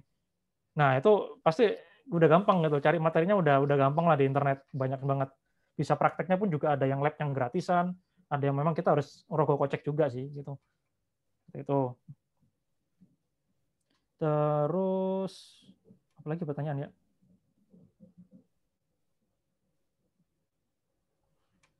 Oke, di sini ada pertanyaan, seberapa besar pengaruh cyber security dari sisi next generation firewall? Sebenarnya jadi gini, buat teman-teman yang belum tahu, jadi ada namanya firewall, ada namanya next generation firewall. Bedanya apa? Kalau firewall yang tradisional itu dia ngeblocking dari sisi IP sama port aja. Contoh, saya mau ngeblok DNS. Nah, berarti kan di bloknya kan port 53 ya misalnya. Sama dari IP sekian nih yang saya blok nih misalnya, atau yang boleh cuma IP sekian doang. Itu firewall yang lama. Tapi next generation firewall dia bisa namanya stateful firewall. Jadi dia bisa menginspeksi paket.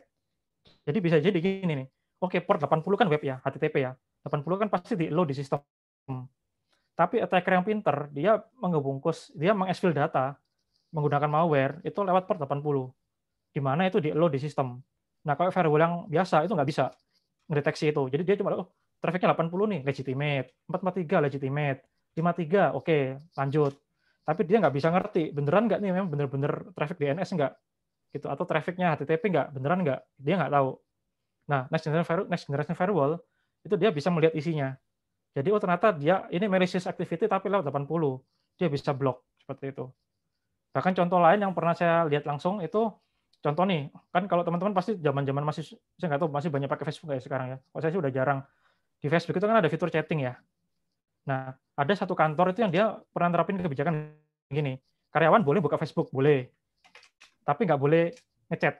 Jadi fitur chatnya Facebook di-disable sama perusahaan itu. Jadi kalau kita connect di kantor, kita buka Facebook bisa login bisa, ngeliatin status orang bisa. Tapi waktu chat itu udah nggak bisa, chatnya di-disable. Itu cuma di kantor itu doang, itu bisa. Nah, jadi sejauh itu next generation firewall itu bisa digunakan. Itu. Atau jadi kalau misalnya kita lagi akses Zoom nih, saya nggak tahu kalau Zoom bisa nggak ya. Mungkin aplikasi lain lah, LinkedIn atau yang lainnya, dia bisa limit fitur-fitur tertentu aja yang di limit itu bisa sampai sejauh itu. Tapi ya perlu dikonfig sih seperti itu. Oke, yang berikutnya, apakah dengan mencuri data seseorang di suatu sistem bisa dianggap kejahatan? Oke. Nah, namanya juga mencuri udah pasti kejahatan sih. Itu udah nggak bisa di ini lagi gitu. Karena kalau itu mencuri, itu kan udah ada diatur juga tuh Mas di kitab Undang-Undang Hukum Pidana. Gitu. Jadi tergantung nanti deliknya apa kalau kita mau melaporkan. Tapi kalau mencuri ya otomatis kejahatan gitu. Kecuali mencurinya dalam konteks kita menguji nih. Kayak saya misalnya contoh saya mengerjakan pentest. Saya memang dibayar perusahaan buat ngepentest sistem mereka. Waktu saya nemu bug, oke saya coba ambil satu informasi. Saya dokumentasikan kan, saya screenshot misalnya. Ya saya tunjukkan, Pak, ini saya bisa download ini loh. Nah, tapi kalau setelah saya tunjukkan, ya udah saya hapus. Nah, itu cara etikalnya. Seperti itu.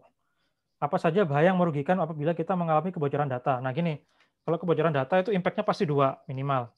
Pertama itu financial. 3 deh, financial, reputasi, sama legal action atau tuntutan hukum. Nah, tuntutan hukum ini nanti juga impact ke financial juga sih, karena kan kalau dituntut hukum kan pasti kita harus rogoh kocek buat bayar pengacara, terus ngurusin itu segala macam. Tapi yang paling susah gini, kalau masalah uang masih bisa dicari uang itu, tapi kalau udah reputasi itu udah susah. Gitu. Contoh misalnya ada kasus besar nih, skandal besar di Universitas Negeri Makassar. Itu pasti tercoreng udah, susah. Reputasi itu udah pasti selalu ada gitu, selalu diingat-ingat. Ya kecuali orang-orang udah lupa gitu. Tapi pasti itu lebih susah gitu. Kayak contoh orang kan bahkan tadi kan ada pertanyaan kan, kenapa website pemerintah itu selalu jebol? Nah, itu berarti kan reputasi kan. Kita udah asumsi website pemerintah misalnya kurang baik sehingga jebol terus. Itu kan udah negatif persepsinya. Seperti itu. Jadi ibaratnya kalau kita mau belajar hacking pertama kali, pasti hacker yang masih pemula dia akan website pemerintah nih. Saya tahu nih pasti lemah nih. Nah, belum udah di underestimate. Jadi seperti itu. Oke. Tadi kalau balik lagi programming. Nah, kalau buat hacker itu memang saya sarankan belajar Python. Ini ada yang nulis nih, kok saya lebih ke Python. Memang benar. Jadi lebih enak pakai Python sih kalau untuk scripting ya. Itu Python atau mungkin kalau ada yang niat mungkin bisa pakai Sales Bash gitu. Kalau dulu saya waktu kuliah sih belajarnya pakai Bash ya kebanyakan ya gitu. Python-nya belajar sendiri gitu. Oke, ini ada yang tanya, jika web terserang oleh SQL injection, apakah bisa kita mendapatkan informasi terkait ini dan mendapatkan laporan jika ada insiden SQL injection? Nah, kalau untuk SQL injections itu sebenarnya kita bisa detect dari lognya web server. Nah, ini yang klien yang saya tangani sekarang sama. Jadi attackernya berusaha pakai SQL map, ya bodohnya dia pakai SQL map, jadi pasti ketahuan. Jadi di lognya Apache-nya kedetek SQL map gitu. Ya saya sih tinggal simpel aja, kita tarik datanya, mungkin pakai tools tertentu lah gitu. Kayak misalnya kita pakai ELK itu bisa, Elasticsearch. Kita search aja SQL map, ada ternyata gitu. Atau enggak kita lihat aja query-nya, query SQL-nya kan bisa kita filter kan, select bla bla bla gitu, atau pakai karakter tertentu. Itu kita bisa cari di lognya web server. Jadi cara nyarinya di sana ya, di web server lognya seperti itu. Yep. Tools-nya macam-macam sih. Kalau tergantung tools monitoring kita ya. Kalau waktu investigasi tim saya itu manual. Jadi dalam artian gini, kita akses ke servernya, kita tarik lognya semua, Apache lognya kita tarik, terus kita pakai tools, saya lupa teman saya pakai apa ya. Kita bagi beda-beda sih toolsnya. Bisa pakai Splunk bisa. Ya kalau Splunk kan free-nya 500 giga kan, 500 MB yang free-nya gitu. Jadi itu bisa. Kebetulan datanya nggak sampai 500 MB gitu. Karena kan kita ambil rentang waktu insidennya. Jadi kita ambil data sekitar 2 minggu ke belakang. Nah, jadi datanya nggak terlalu banyak. Kita masukin ke Splunk misalnya, kita search aja dari situ ketahuan. Seperti itu. Oke. Ada yang nanya di private, ini nggak tahu, pertanyaan terakhir nih. Dasar untuk seorang cyber security apa gitu. Dasarnya tadi, Mas, gitu. Jadi dasarnya kalau saran saya pertama teman-teman belajar network. Gitu, belajar tentang sistem operasi Windows, belajar registry, belajar komen-komennya, terus belajar Linux gitu, belajar masalah basicnya Linux aja dipelajarin gitu, kayak penggunaan komennya, pengenalan sudo, mungkin file-file penting di Linux kayak etc group, etc password dan segala macam. Terus bagaimana ini ya, kalau buat teman-teman yang udah ngerti buat privilege escalation kan pasti butuh pelajari yang lainnya juga gitu. Dan itu OS network. Kalau network itu belajar konsep dasar network gitu. Paling penting subnetting. Jadi dulu kalau saya waktu kuliah, kampus saya itu pelajaran network itu ada 4 semester. Dan setiap semester itu belajar subnetting terus. Maksudnya salah satunya. Jadi setiap semester itu kita di-remind masalah subnetting. Dan ujian di kampus juga paling banyak soal masalah subnetting gitu. Jadi kita dikasih case, ada network enterprise, kita bikin subnettingnya. Nah itu penting banget subnetting gitu. Untuk dipelajarin seperti itu. Nah, terus juga belajar aplikasi. Aplikasi berarti kita pilih aja beberapa bahasa pemrograman yang umum lah gitu kan. Kebanyakan perusahaan udah pakai misalnya pakai PHP, bisa jadi pakai Python gitu, atau yang sekarang modern yang lebih ini ya lebih ringan pakai pakai Golang dan segala macam itu kita pelajarin aja. Dan karena kita bukan programmer ya kita cukup mungkin kita pelajarin yang memang seperlunya. Nah, beda kalau kita memang programmer, kita harus advance. Tapi kalau untuk orang security kita kan pasti akan nge-handle banyak sistem. Kita cukup pelajarin yang memang itu penting-penting aja. Kalau belajar semuanya ya kalau mampu nggak apa-apa, asalkan fokus. Tapi kalau kita nge-handle banyak nih, kalau kayak saya kan saya melakukan pentest nih, tapi juga melakukan audit. Terus saya juga bikin misalnya bikin strategi keamanan informasi, bikin ini, bikin itu. Kayak kan banyak yang dikerjakan. Jadi nggak bisa yang terlalu banyak belajar. Jadi harus pilih-pilih yang memang itu kita nyaman dan memang banyak marketnya di sana. Seperti itu. Dan terus kita belajar database lah dikit-dikit, ngerti cara ya database jangan cuma MySQL, kalau bisa belajar SQL Server, punya Oracle gimana dan lain-lain. Gitu. Kalau saya sih dulu waktu kuliah ada kesempatan belajar berbagai macam database, bahkan termasuk DB2. Saya nggak tahu di sini ada yang pernah pakai DB2 nggak ya teman-teman di sini. Itu punya IBM. Nah, saya waktu itu ada kesempatan karena saya juga aktif di komunitasnya IBM gitu. Termasuk OS kan teman-teman tahunya Windows, Linux ya. Kalau saya ngopraknya dulu pernah AS400. Gitu. Nah, mungkin teman-teman juga nggak banyak ngerti itu di bank, itu sistem operasi untuk core banking. Mungkin nggak banyak ngerti di sini. Nah, jadi kayak gitu. Termasuk kalau saya sendiri kalau waktu kerja itu akan lebih banyak lagi seru buat pentester. Kita nge-pentest misalnya mesin EDC, kita pentest, ATM kita pentest, termasuk solusi cloud, SD-WAN segala macam kita pentest. Jadi makin banyak lagi yang bisa dipentest gitu. Kalau kita kan tahunya sekarang ya buat basic ya belajar pentest aplikasi sama infra aja udah itu aja. Kalau mau dapat duit ya belajar aja yang aplikasi, kita pertajam, kita main bug bounty aja udah. Itu udah enak gitu buat mahasiswa, itu udah penghasilan sampingan lumayan lah gitu. Seperti itu. Terus waduh masih ada pertanyaan ya? Ada, mungkin saya batasin 3 lagi kali ya. Ya Pak ya, mungkin biar tidak terlalu ini juga larut. Jadi ada pertanyaan juga, apa tujuan seseorang yang membuat ransomware? Ini private saya sih pertanyaannya. Tujuan orang buat ransomware otomatis uang sih, kalau bisa saya jawab. Jadi ransomware itu mereka dapat uangnya ada 2 cara. Pertama, kita langsung tembak organisasi atau usernya, kita encrypt, kita dapat ransom, dapat uang tebusan lah. Terus kita kasih key-nya. Cara kedua, kita bikin servisnya, ransomware as service. Nah, sekarang udah dibisnisin. Jadi orang-orang attacker ini dia ngejual ransomware untuk attacker lain. Nah, ini ada bisnisnya nih ransomware nih. Nah, kalau bisa teman-teman jangan sampai terjerumus lah. Itu memang menguntungkan sih. Cuma ya itu kan nggak halal lah gitu. Haram sih itu. Tuh. Tujuannya untuk uang yang jelas. Terus adakah komunitas terkait electrical hacking? Oh, electrical maksudnya. Oke, ada beberapa yang sudah saya tanamin pada server misalnya anti-DDoS. Electrical saya agak nggak paham electrical hacking sih. Maksudnya apa electrical hacking nih? Jadi gini,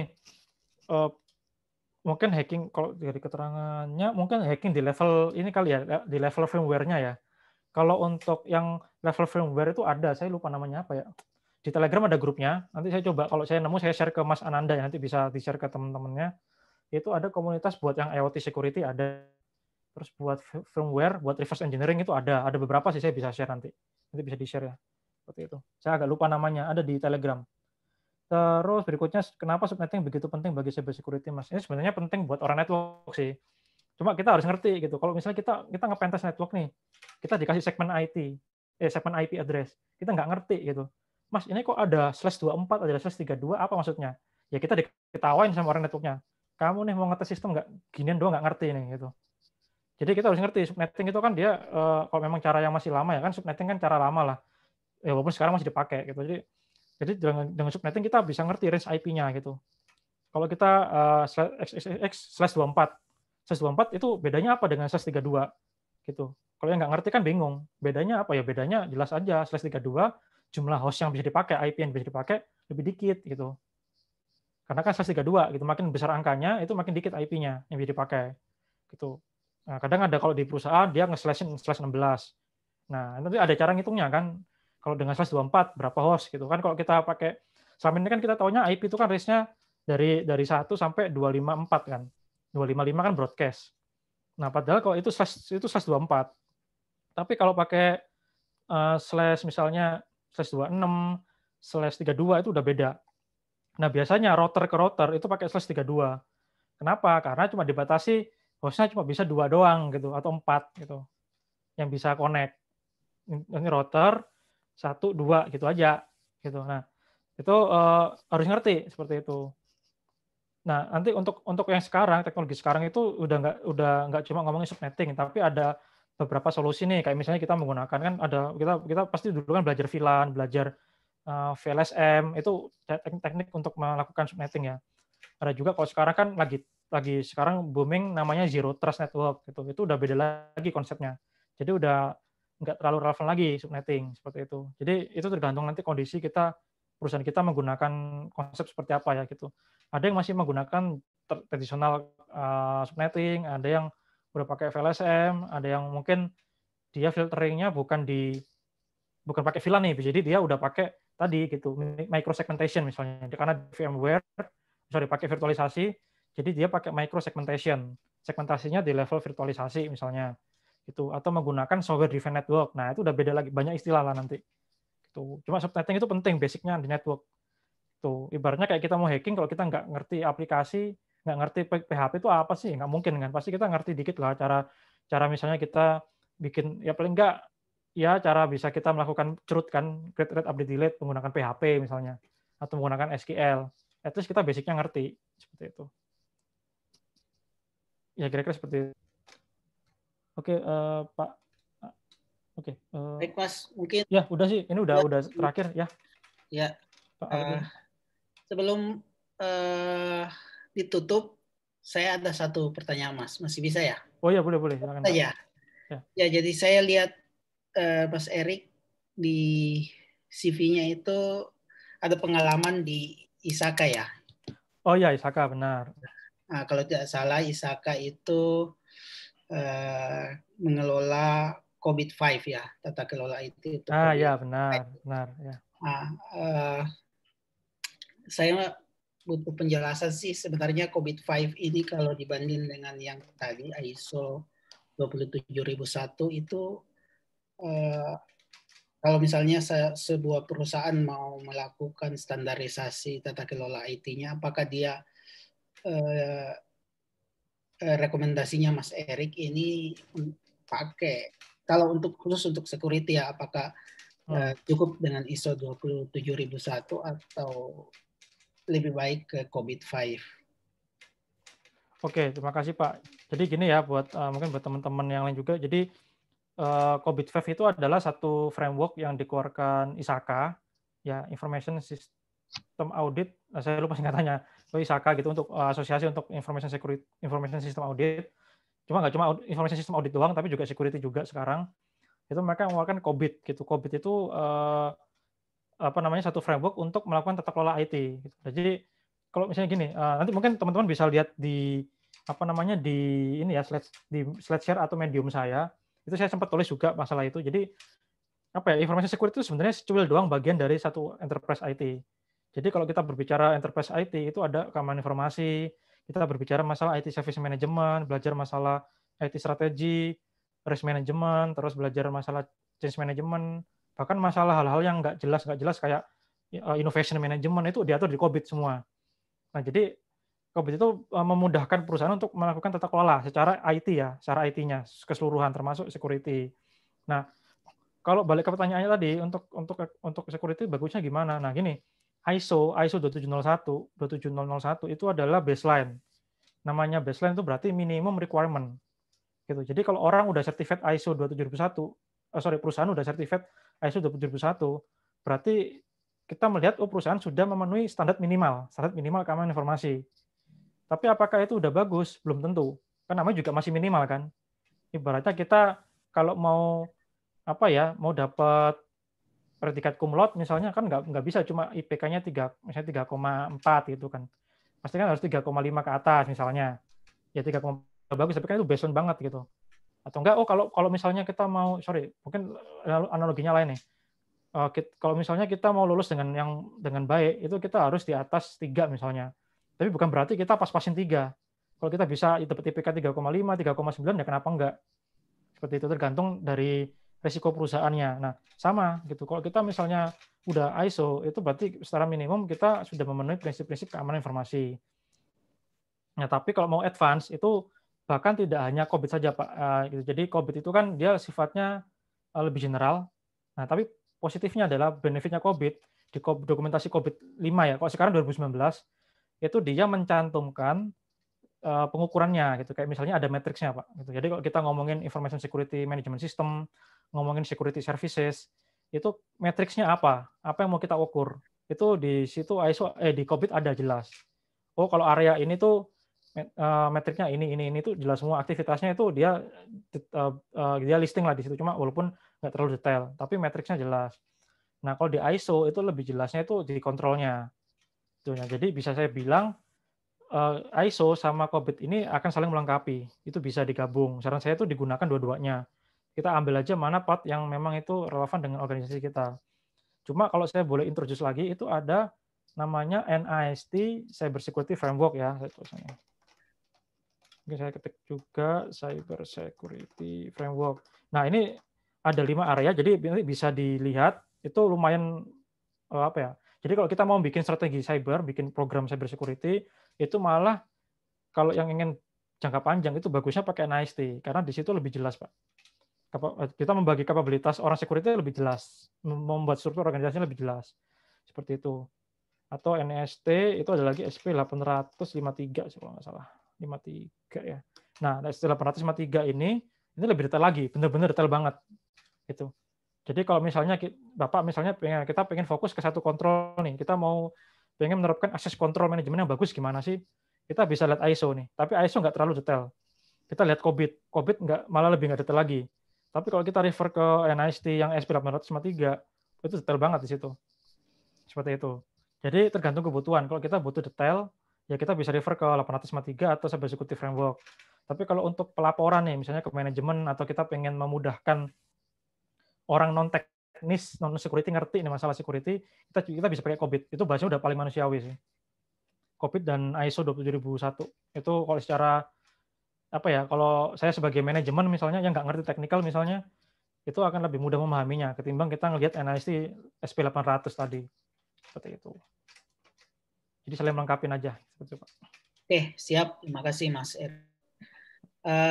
Mungkin sudah cukup ya, teman-teman. Mungkin kalau ada lagi yang ingin ditanyakan atau ingin dikonsultasikan ke Mas Erik, bisa via gabung di Telegram ya, di grup Telegramnya Mas Erik. Silakan di chat Mas Erik di sana. Insyaallah akan diberikan jawaban-jawaban yang sesuai dengan pertanyaannya. Oke, untuk sesi kedua juga sudah cukup.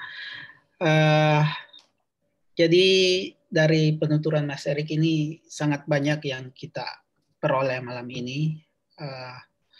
Ada satu yang saya highlight.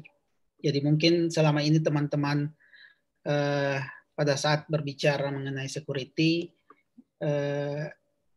mereka hanya aware dengan ofensif, dengan defensif. Tapi ternyata di security itu ada banyak lagi bagian-bagian, banyak sekali bagian-bagian yang harus kita aware, harus kita perhatikan, harus kita peduli. Oke, mungkin itu sedikit highlight dari saya. Mungkin lewat Mas Arinanda, mungkin slide-nya atau presentasi dari Mas Erik bisa di-share ke teman-teman. Oke, saya rasa untuk pertemuan kita malam ini cukup. Saya akhiri dengan ucapan wabillahi taufiq wal hidayah. Assalamualaikum warahmatullahi wabarakatuh.